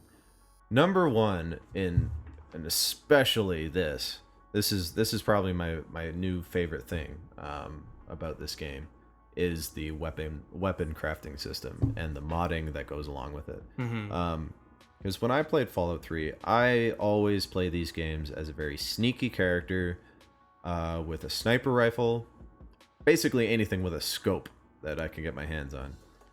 Seems to be a preferred way of playing, because I do the exact same thing. Doesn't matter whether it's the Elder Scrolls, it's a bow and sneaking around. If I could put a scope on a bow, I would. Hey, who knows? Expansion time. Yeah. Hey, Bethesda, put a bow and arrow in Fallout 4. A good combination to go with the axe. Ooh, yeah. Little Tomb Raider pickaxe. Yeah. So yeah, basically every weapon I have now has a scope. Nice. So, and I really like the variety of the mods, and that not only can you mod your weapons, but almost every single mod that you have affects the look of your gun. Yeah. And that makes them very personal. You can change the names of your guns at will. It's not like Skyrim where you were pretty much locked in once you created that item. You couldn't rename it afterwards. You had to name it right then and there. So if you wanted to make your Kingslayer Greatsword, then you had to be sure it was going to be it. Otherwise, you were screwed. Don't judge me. I made a Kingslayer Greatsword. That's fine. Yeah. Let's see. Another thing I really like is their treatment of the ghouls. The ghouls were an interesting, I guess, quote-unquote, race in Fallout 3, wherein they were basically just really irradiated people, and it lengthened their lifespans. Yeah, and just made them look all weird. But I like that they had there was a racism aspect where the people who hadn't gone feral yet were really getting a shit deal from everybody else. That kind of existed in Fallout 3, though. Like that's been a running theme within the game. Well, it's not specific that's to what Fallout I mean. 4, That's what I was talking about, though, as I was giving the people who maybe haven't had the pleasure of playing Fallout 3 some backstory. With Fallout 4, that the racism aspect remains much the same, as you pointed out. But I like the treatment of the feral ghouls a lot better, because basically they're not just like just roaming around and doing nothing. They're lying on the ground in droves, and if you're not careful, you can step on one and suddenly you've got a whole pack of them running at you. And that feels really cool because it kind of feels like you're in The Walking Dead a little bit. But depending on what difficulty mode you're playing at and what level you are and how good your weapon is, you can dispatch them pretty quickly. They tend to be a very They're fodder, unchallenging opponent in the game. especially with bats. Yeah, you essentially pick them. Like the legendary ghouls can sometimes pose a problem. It depends on your gear, very much so. Sure. And that's one of the bizarre things about the Fallout 4 is it's definitely a shooter. Yep. More so than its predecessors were. And I think that's all to its benefit, because especially more than Skyrim, which had an emphasis on melee combat, you of course could use magic and ranged attacks, but Fallout 4 is definitely a shooter in that there are guns everywhere, and the emphasis is that if you don't have a gun, you better have something else just as good, because otherwise, you're fucked. I've seen playstyles like if you Yeah, you can be a watch melee Let's build. Plays, you can there are melee builds Or heavy weapon builds, or what have you. and then they emphasize on alternative playstyles. But Yes. the most sort of basic vanilla playstyle you can get is with a firearm, whether it's a pistol, a long rifle, a shotgun. Sure. You have your two categories. You've got pistols, and you've got rifles, and then you have automatic or semi-automatic. Essentially, that's how the guns work. Yeah, and I like that. I like that you get that choice, because I am always more of a fan of the semi-automatic, where you take basically when you press the trigger, you take one shot. So you have to tap the trigger in order to take more shots. That's always been what I prefer. I find it more accurate, conserve a lot of ammunition, which in Fallout 4 is pretty necessary depending on what weapons you're using. I'm definitely not a spray and pray kind of guy. It never works. I hate miniguns. There's an encounter at pretty much at the beginning of the game where you get your first suit of power armor, which I'm going to talk about in a second. And you essentially fight your first Deathclaw in that power armor with a minigun. And I'm like, this is horrible. I want an automatic shotgun, because I could actually concentrate the spray on the actual on the creature, instead of just oh my god, it's going everywhere. I had a problem with that encounter. I had a big problem with that encounter. Yeah.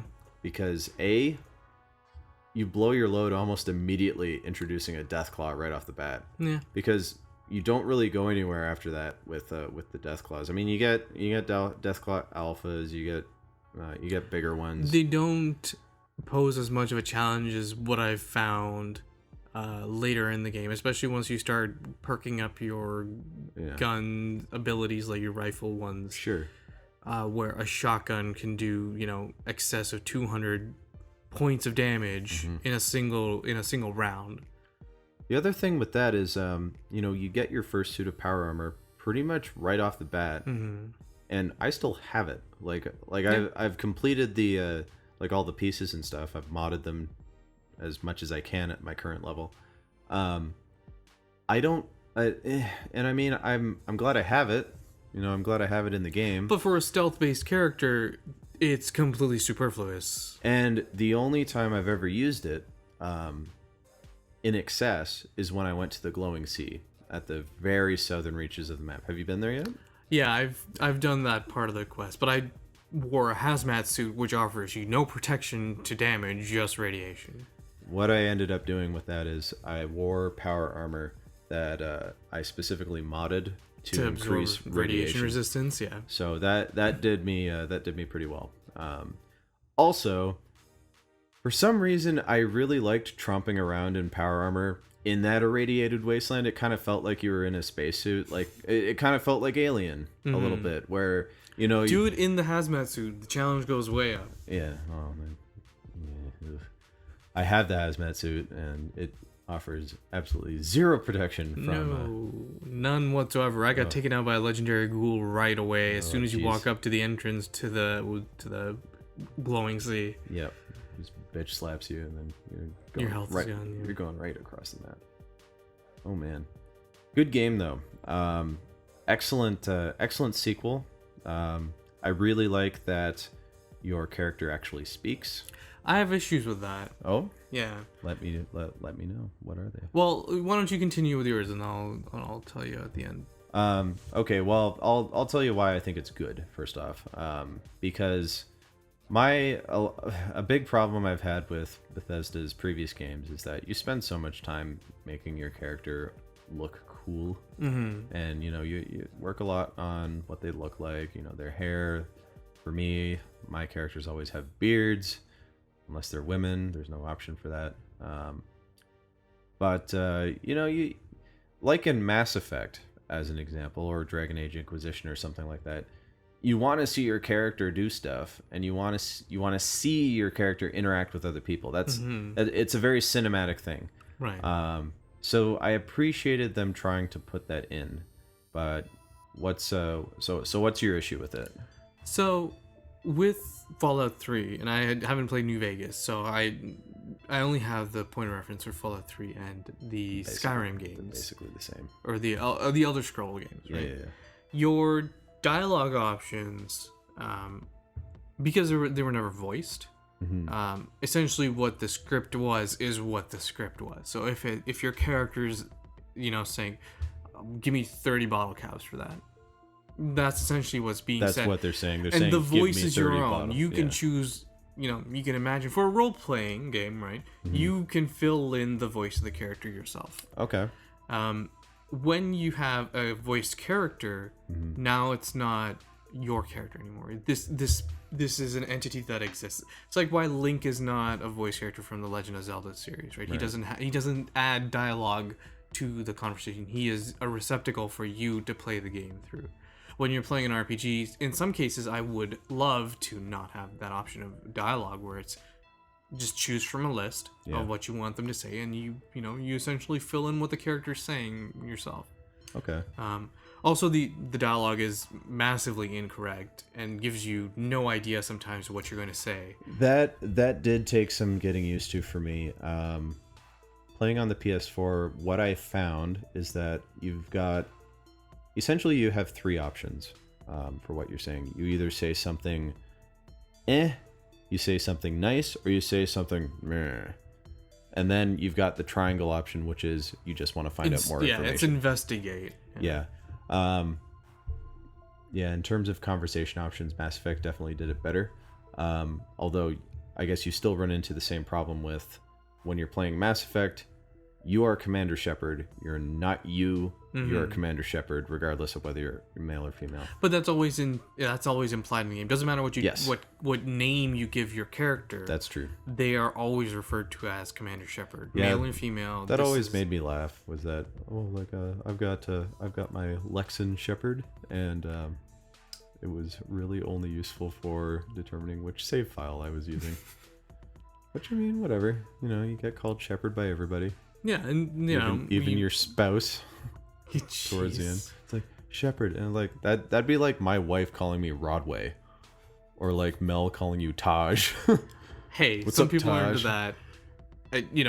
If it's an officer of the military or Shepard. whatever.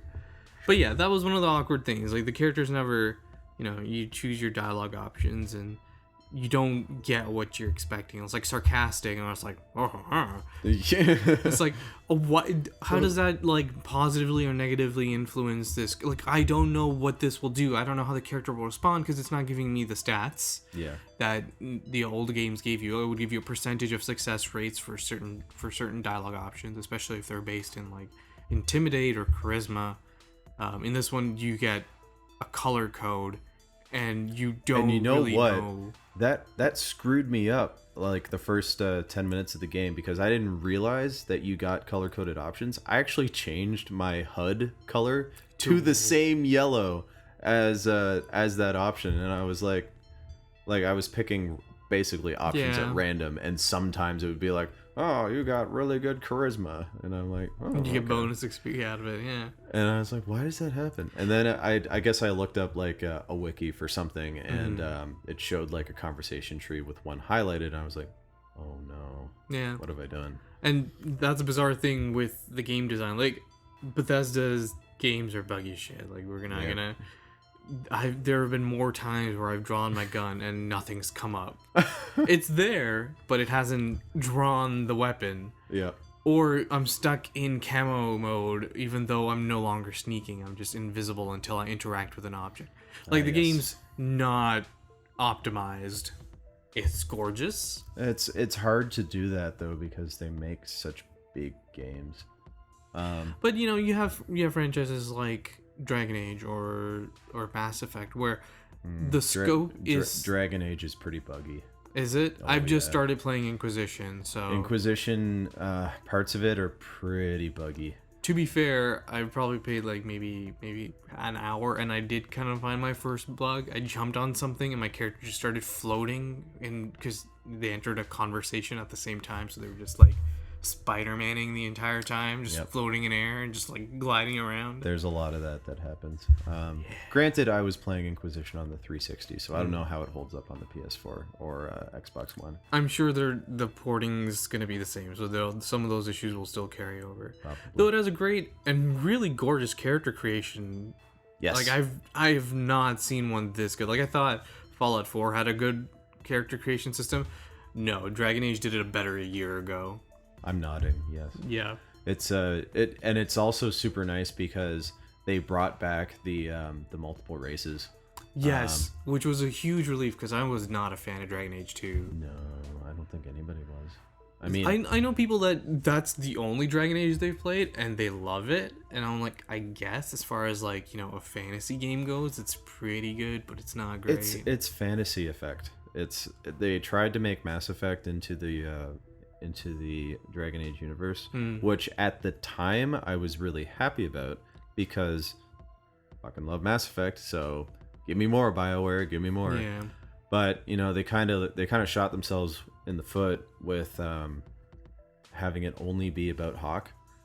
And because I mean, spoiler, what? Maybe I won't spoil it. I'll never play that game. I started playing No, that I mean, game. there's a spoiler for Dragon Age Inquisition. Which is so many spoilers in this podcast. I know, man. All right, well, let's skip the spoiler then. Let's not talk about it. Okay, we won't. Yeah, basically, yeah, don't. You can play Dragon Age 2 if you want. I won't hold it against you, but it's all right. It's okay. Like it got boring. That was my issue. Like I got bored. Well, you stay in one city for 10 years. I think that's how much time passes over the game is like 10 freaking years, and you're like, can I go somewhere new? So the entire events of the Dragon Age Origins is happening in the first, like, before the game even actually starts. Yes. Okay. Basically what happens is this is opening of the game, so this is no spoilers. The opening of Dragon Age 2 is happening in tandem with the events of Dragon Age Origins, because the Blight is happening in Ferelden, and Hawk and his family are refugees from Ferelden, and they're fleeing to Kirkwall. If my memory serves, and probably doesn't, I'm liable to get corrected, but I'm pretty sure that like there's 2 time jumps in Dragon Age 2 that, you know, purport the 3-act structure. And in the first act, I think the Blight is still going on in Ferelden, and then when the time jump happens into like however many years later, it's like, yeah, the Blight is a distant memory or something. You know. Yeah, essentially the events of Origin have passed, and it's been a number of years. Yeah, because like King Kalen shows up. I think that's his name. I don't remember. It's been a while. Dragon Age 2 kind of blows. Yeah. Like, but Dragon Age 3 looks pretty good so far. Inquisition is pretty excellent. I guess, yeah, it's not tracking the Dragon Age 3. No, it's Inquisition. Yeah, get it right. Inquisition has a lot of strengths. If it had one drawback, I would say the main villain is he's not great. Now, maybe if I hadn't played Mass Effect ever, and I was just going like, this is the only BioWare title I've ever played, right, I'd be like, oh man, this is really great. But just kind of like compared to how the Reapers were handled in Mass Effect, the Reapers are a threat over 3 games, and they're really, really, really ominous and intimidating. Like, there's never a point where you kind of feel like, oh yeah, I could take one out. It's no problem. I'm Commander Shepard. No, I never felt that way, even when you do. But in Dragon Age, basically you defeat the enemy, like you defeat his plans if you play the game well. You defeat his plans at every turn. Spoilers for me. I haven't gone that far. Okay, sorry, man. So in other words, the boss is a bit of a pushover. Yes, okay. in a lot of ways. Right. especially if you play like me and you want to do all the side quests and stuff. By the time you're at the end of the game, you're over leveled, and he's a cakewalk. You could go in with no party and be okay, and you could just take him out by yourself. Right. Anyway, we won't talk more about that because I don't want to spoil the game for you. It's pretty good. It's not bad. Not bad. No, but I've only put 200 hours into the game. Jeez. 2 playthroughs, man. 100 hours each. Fair enough. Like I did Origins, I spent a fair amount of time playing through, and I loved the way that the game was paced. It was definitely, throw back here, it definitely felt like a Star Wars feel to Origins. Origins wasn't perfect. It had its problems. But the plot definitely felt suitably epic. Yes. Because, like, you know, by the time you fight that archdemon at the end, you know, you don't feel ready. No, it's a chaotic fight. But there's still stuff to do outside of that. Like, the game doesn't end at that point. There's still... there's a fight with a frost dragon, essentially, that happens in, like, it's like Andraste's Guardian or something. Oh, yes. Yeah. It's supposed to be the hardest fight of the game. I think it was, yes, it's a high dragon that is optional. It's optional, but you get some sweet loot out of it if you end up fighting it. And that was something that took me a while to do, because you have to manage your companions. It's not like you can let them do their own thing. Yes. You have to make sure that the buffs that they're casting when you want them to cast it. Now, I'm curious, in your playthrough that you're doing right now of Inquisition, what are you playing as? Human, female, warrior, two-handed weapons. Nice. Yeah. So essentially what I've done is I've picked up where I left my last character off. Okay. So rather than... And I understand that it's a completely separate character, but... I wasn't aware of that when the story started. They essentially hint that you're another noble with ties to the Chantry. Oh, yes. Which is the essential storyline for the human warrior from Dragon Age Origins. You are a noble whose family gets destroyed and you're out for revenge. Yes, I remember that now. So there were hints of that with Inquisition, so I was like, yeah, this feels like what I wanted to feel like, so that's the path I took. True. But yeah, no, I love the fact that they brought all the great things back from Origins. The fact that you can have your custom character. Yep. Choose the race you want to play, and they all have stories attached to them. There is an underlying story arc for all of them. It's not just a cut and paste. Hawks family stuff happens. 10 years go by. I'll add to that actually, because I've played both a Kunari and an elf now, and I played a female Kunari, which was interesting because not only did people treat me differently because I was a female character, like you go to like a noble gathering or something, and you know obviously people address you as like Lady Inquisitor or like you know the general term is your worship, but whatever. But some of the more, you know, kind of brusque male characters will kind of shrug you off, which I thought that's an interesting detail to put in there. As well as being a Kunari, people are really racist to me. Same with being an elf. Yeah. Although it was really cool because you go to some elf-controlled areas, and it's actually really sweet because, like, you get a connection instantly with the other elves, right? Because they say stuff in Elven to you, and your character replies in kind, and I'm like, oh, that's cool. That's this really is the neat. Inbuilt like story for the Elven characters. Yep. Yeah. But they have their own structure too, right? From what I know, that they have like a mage cast and they have a warrior cast, and they treat them differently as well, just like in the human society. Yeah, I played an Elven mage in my most recent playthrough, and that was interesting too, because if you get some perks, the Inquisition perks, where you unlock I think it's underworld knowledge for the warriors, like secret knowledge or like spy knowledge or something for the spy master, and then there's like history or something for the diplomat, right? And those unlock really interesting additional dialogue trees. Now, these three things are in association to the character's role as leader or head of the Inquisition, or these are like character traits you can get from just leveling up a different tree? those particular traits are the Inquisition perks that you get from your influence. Influence, yeah. Yeah, so those 3 are from that. But you also, depending on your race, like as an elf, if I like a good example would be talking to Solus. If you're an elf, you get to have a pretty decent conversation with him about the Dalish and the state of the Dalish. Right. And he has some pretty strong opinions about that. And if you're any other character, he'll be like, I think the Dalish are this and that. And a human character might be like, I have no opinion because I don't know. Right. But as an elf, I was actually able to provide like an answer to his qualms with the Dalish and be like, well, I think the Dalish are actually doing pretty well. And then he's like, oh, I'm sorry, Inquisitor. I'm sorry I doubted your wisdom. So within the game, Yep. like I remember playing Origins, and when you chose like a human character, you could sometimes choose a highborn or a lowborn within Sure. the same.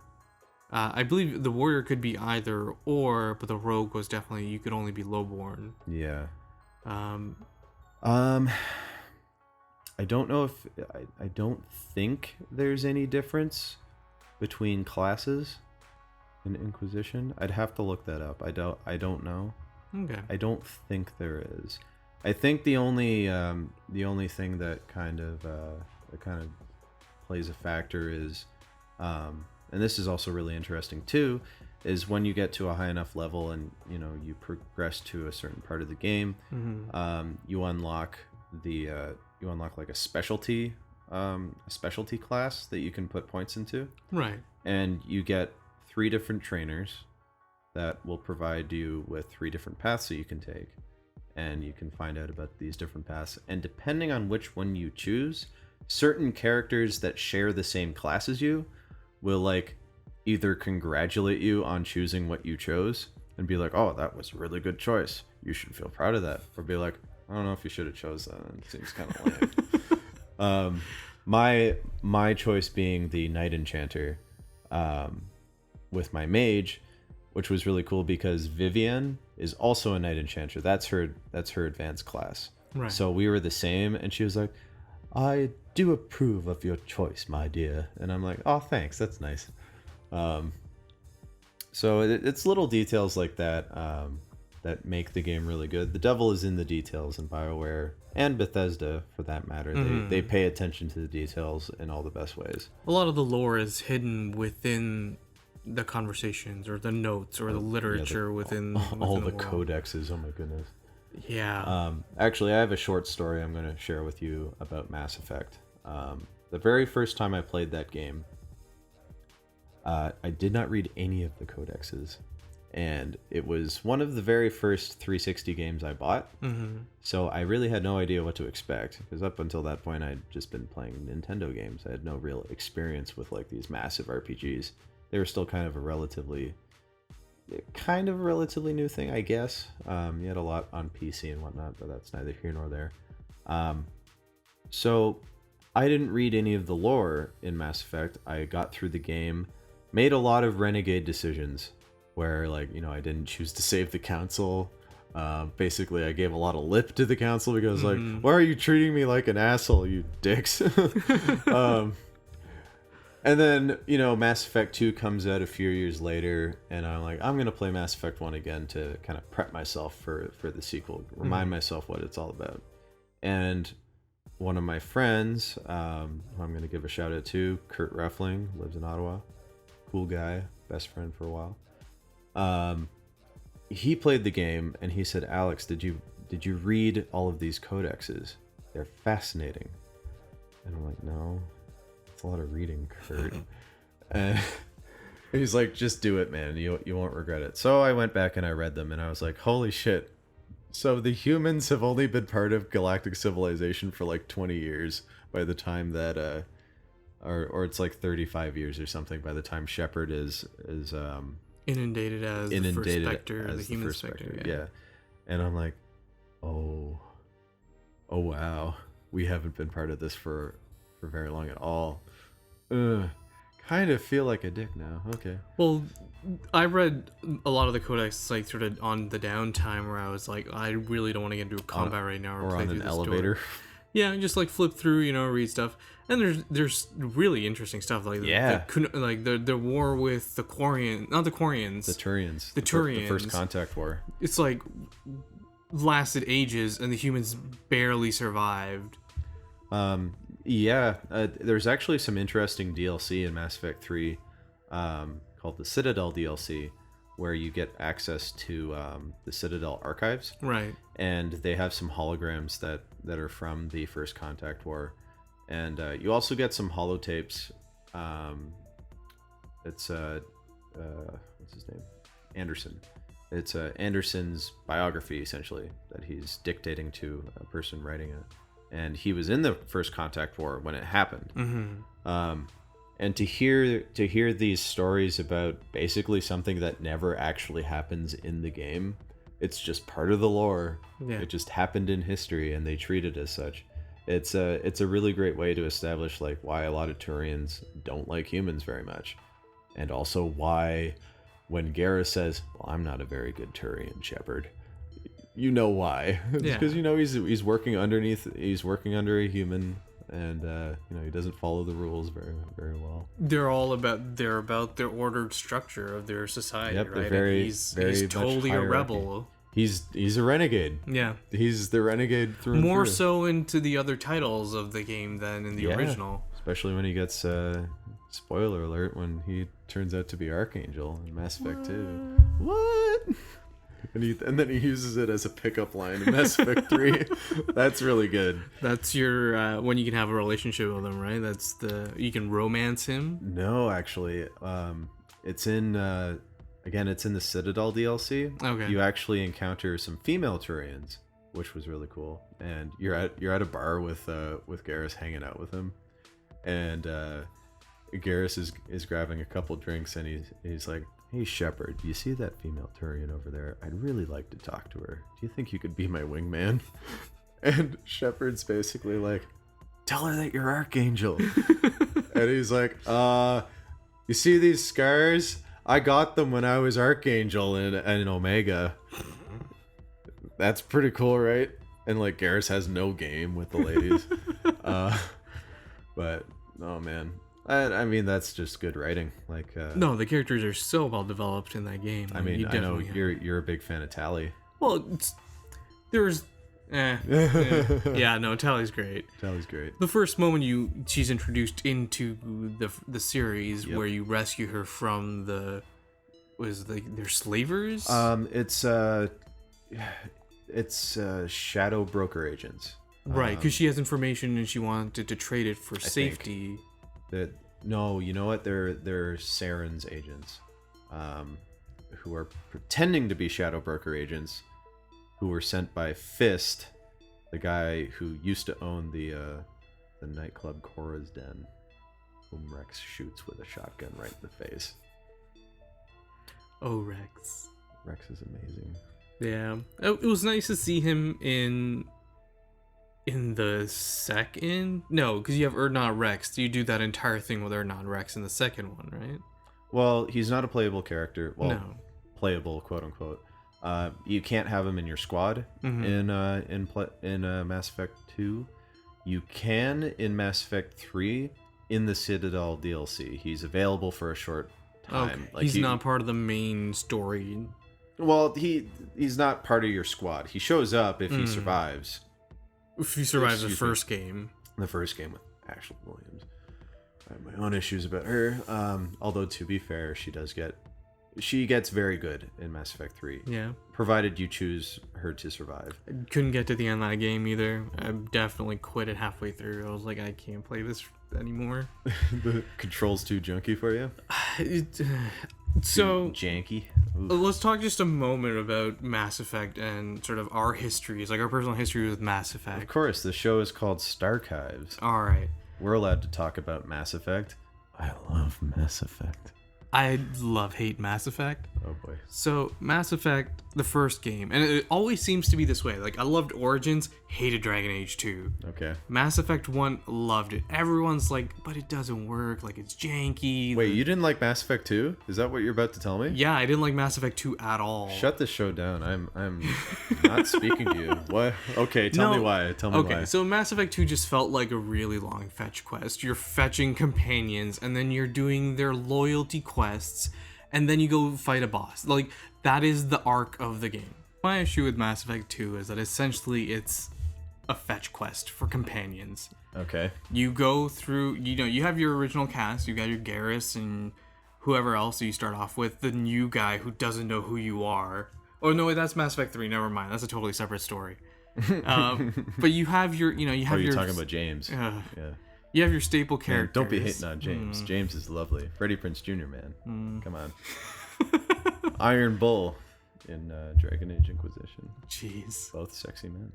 Regardless, you run around, you collect your companions, you do your loyalty quest for them to see if, and in the end it turns out if you fail it, then you don't see them again in the third game. They don't survive. Spoiler. They die at the end of the game. Yeah. And that's what it felt like. That was the entire arc. Recruiting Tally was the only interesting thing, but then again, I have some obsession with Tally, so that's... So you might be a little biased there. I might be a little bit biased on her storylines. Fair enough. But that was my big issue. Like, the boss wasn't... Like, the game ended, and I was like, oh, it's over. Okay. That was super anticlimactic. See, allow me to rebut, in a way. I do agree that the ending boss, or the final boss to Mass Effect 2 is kind of a letdown. It's just a big Reaper baby that you fight. In comparison to the insane fight you have, like, leading up to Saren in the first game. Correct. Yeah, and even when you fight Saren, there's a lovely interplay where, like, when you're fighting Saren, it cuts back between you fighting him and you've got the fleet attacking Sovereign. And you're still making choices when that happens. Like you're like, you have to save the council, or you have to attack Sovereign now and destroy it. And like, you're still making choices that are active. I would argue though that right up until that final boss, there's a lot of great moments because, yeah, okay, maybe it feels like a fetch quest. I never felt like it felt like that to me. Right. Because I enjoyed finding these new characters and I liked finding out about them. And I thought their loyalty missions were really interesting and really well done. Because they gave you some insight into each character and kind of what they stood for, what they were all about. And by the end of the game, if you've done it all, and if you're like me, you're a completionist, I have 100% of the achievements on Mass Effect 2, by the way. Yeah, I'm proud and ashamed. Anyway, where was I going with that? That it didn't feel like a fetch quest to you. Yes. So by the time that you're done, and you've done all the quests that you need to do, all your squad is loyal, you've got enough Paragon points so that when Jack and Miranda fight, you can dissolve it peacefully without taking either side. Essentially, you're ensuring that everybody's going to survive the fight, the suicide mission. But that's really a meta way of playing the game. Like, you obviously, that didn't happen in your first playthrough. Yes, it did. Do you... Okay, then that's like, you really hardcored it then. Yes. Okay. But you know what helped was that I had a very high-level Mass Effect 1 character that I imported. So that's why that happened. I remember playing a playthrough where I just wanted to play Mass Effect 2. So I made a new character, made a new Shepard, and I get to the end, and right before I go on the suicide mission, I've done everything correct, I've done everything right, and I talk to Tally, and even though I'm in a relationship with somebody else, she's like, Shepard, you want to like make out or something? And I'm like, no, I'm with someone else, and she's like, oh, all right. And then she dies because she's sad. And I'm like, come on. That was her loyalty mission? Yeah, just like, just a kiss. Well, no. I did her loyalty mission fine. She was loyal. And then, I guess she wanted to jump the Shepherd bones, and then she didn't have the opportunity, and then she died for it. And I'm like, wow, okay. Good job. Oh, well. I didn't continue with that character anyway, so that's fine. Yeah. In any case, There were mechanical issues too with the game that I wasn't super happy with. with Mass Effect 2 With Mass Effect 2, yeah. over Mass Effect 1. Over Mass Effect 1. Yeah. Really? I didn't like that they stripped the RPG elements down to the bone. Okay, yeah, I get that. And to be fair, they bring all that back into Mass Effect 3. Some of it, not to the same extent. Like they definitely pull a lot of it back in, but it's still It's a nice medium. I felt. Like I like the way they streamlined the skills in Mass Effect 2, but they went too far with it. Like they went too far in Mass Effect 1 with how you put all these little points into each little category, and it doesn't really do anything. Do anything.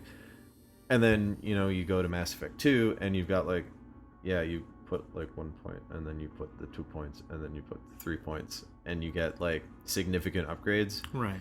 But it's just kind of boring. But then you get Mass Effect 3, where each upgrade that you make, you have to make a choice between do I want more ammo in my clip, or do I want better headshot damage or something. And that's one of the mechanical things that I don't like about the second and third game. It's the ammo.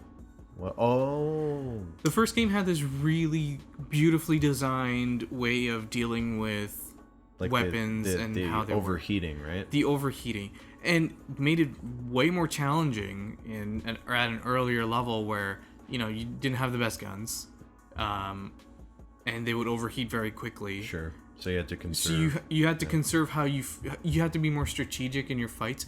Plus, you had to swap. Like if you were if this was an open field and you're fighting and your assault rifle has overheated, you got to switch to the pistol for a little bit, or the sniper rifle, and you cycle through them, and you get to learn how to use all the weapons. And this game is very much, in the second and third game, it ends up being about your kits, about what you choose to take with you into the fight. Sure. And those weapons are based on your class. That's also true. I do agree with that. Although, I think 75% of the population, I'm pretty sure almost everybody played a soldier. I didn't. I played Vanguard. I played Vanguard primarily through my actual first completion of Mass Effect 1, because I tried to play Infiltrator, and you just get wrecked because you have no armor and you have to rely on sniper rifles. And with the overheating in the first game, it didn't work so well. It's actually funny, with my most recent playthrough of Mass Effect, where I completed the whole trilogy with actually my first playthrough as female Shepard, which was great. I don't know why I didn't do it sooner. Jennifer Hale is awesome. But I started with a soldier in Mass Effect 1 because really there's no other way to play the game. You have to be a soldier in that game just because you get the assault rifle. Get through Mass Effect 1. Then 2 and 3, I was the infiltrator then, and that was great because the sniper rifles handle a lot better. Right. And I don't know. I don't have the same qualms about the ammo thing. I thought it was a clever. I thought thermal clips was a clever way of going. I around ran that. out of ammo though. I ran out of thermal clips in one of the story missions, and it became a massive challenge to get to the end of it. It was a massive challenge. Massive challenge. Yes, your puns are impressed upon me. Yeah. But yeah, it's in the middle of a fight, and you run out of thermal ammo, and you're like, well, okay, I guess I'll just have to use these two clowns who are not that responsive. Well, you have to use your squad powers and your own powers to. But they're also them. limited. You didn't have the same range of abilities, right? With the first one, it didn't matter which class you took. You could be Vanguard or Soldier or Infiltrator. You still had the option of having soldier-based, biotic-based, and tech-based abilities. Maybe not efficient, but you could choose them. You could be a soldier and have some biotic and some tech. Could you? You could, yeah. Oh. It still gave you the option of putting points into it, but they just weren't you didn't have any natural points in it when you started the game. Huh. I would have to look back on that. The soldier might be different though. I think the soldier's the only one that doesn't get anything. I don't think the soldier had any biotics. No biotics, but they could get tech. Did they? Okay. Yeah. Cool. Well, of course, in Mass Effect 1, you didn't have to worry about running out of ammo anyway. Yeah, because you overheated, and you were given more opportunity. I don't think I used my biotic powers at all in the second game, ever. But here's my refute of that idea is I played through Mass Effect 2 and 3 on insanity difficulty, and if I ran out of ammo, I used my goddamn powers. Fair enough, And but it wasn't an issue. But that's because the challenge ramped up. Right now, you have to use whatever extra damage you can find. Well, and that's and I think that's kind of, I hate to sound like an elitist, but if you really want a true Mass Effect experience, with the exception of playing through 1, play through 2 and 3 on insanity difficulty. Mm-hmm. You have no idea how much you will appreciate your squad unless you're playing it on the hardest difficulty, because there is no way to there's no way to win unless you have your friends at your back. Right. And ironically, that informed the story all the more. Probably for your Mass Effect 2 playthrough, then. Yeah, I can understand that. And 3 as well. 3 as well. I played it on Sanity once, I think, and then I switched back to hardcore for the last one, because normal or veteran is too easy. Like, if you pop a guy in the head, he's down, and it's like, whatever. Now, is it a challenge of difficulty if the AI is smarter, responds faster, or is it just everyone has more health and do more damage? It's a combination of both. With the insanity difficulty in Mass Effect 2 and 3, enemies will use their powers more liberally. They will be extremely aggressive. Like, very rarely will they stay behind cover for very long. They'll start running at you. If you aren't shooting at them and actually... They'll start advancing on your position. Yeah, it's actually one of the few war games I've played where you almost need suppressing fire to keep them in their cover when you're playing on the insanity difficulty. Particularly in 3, when you start getting Reaper forces that just don't give a shit about chest high walls. And they're like, this ain't no Gears of War, we're coming for you. And I'm like, oh, that's pretty cool, that's pretty clever. But yeah. Anyway, I think we've been rambling on for quite some time now. Yeah, I think we've been boring these people quite long enough. Apparently, we didn't talk about Fallout 4 all that much, but maybe next time, once we get to the end of the story arc, we'll talk about it some more. Initial impressions are good. Yeah, and they're positive. The game's fairly enjoyable. It's got a lot of great mechanics in it. Hopefully, they'll release some DLC for it soon. Yeah, I'm sure they will. Good. Bethesda is pretty great with that. Do you know if there's a level cap? None. To Fallout 4? No? No, not as far as we know. Awesome. Just keep going, man. It's always the worst part about Fallout 3. I was like, I'm dreading hitting level 20. I just want to, what's the point of continuing after that? I'm looking forward to different playstyles. Like, I don't want to play the same character and have them do different stuff. I'm going to re-roll and do a totally new character at some point. It's not a bad idea. Well, I mean, theoretically, if you keep going in levels, you can just gain more perks, and theoretically, you could just play different play styles with the same character. I want the story to be a bit different too. True enough. Anyway, thanks for listening, guys. We'll be back in a little while with Starchive Episode 2. In the meantime, may the Force be with you. Peace out. Have a good night.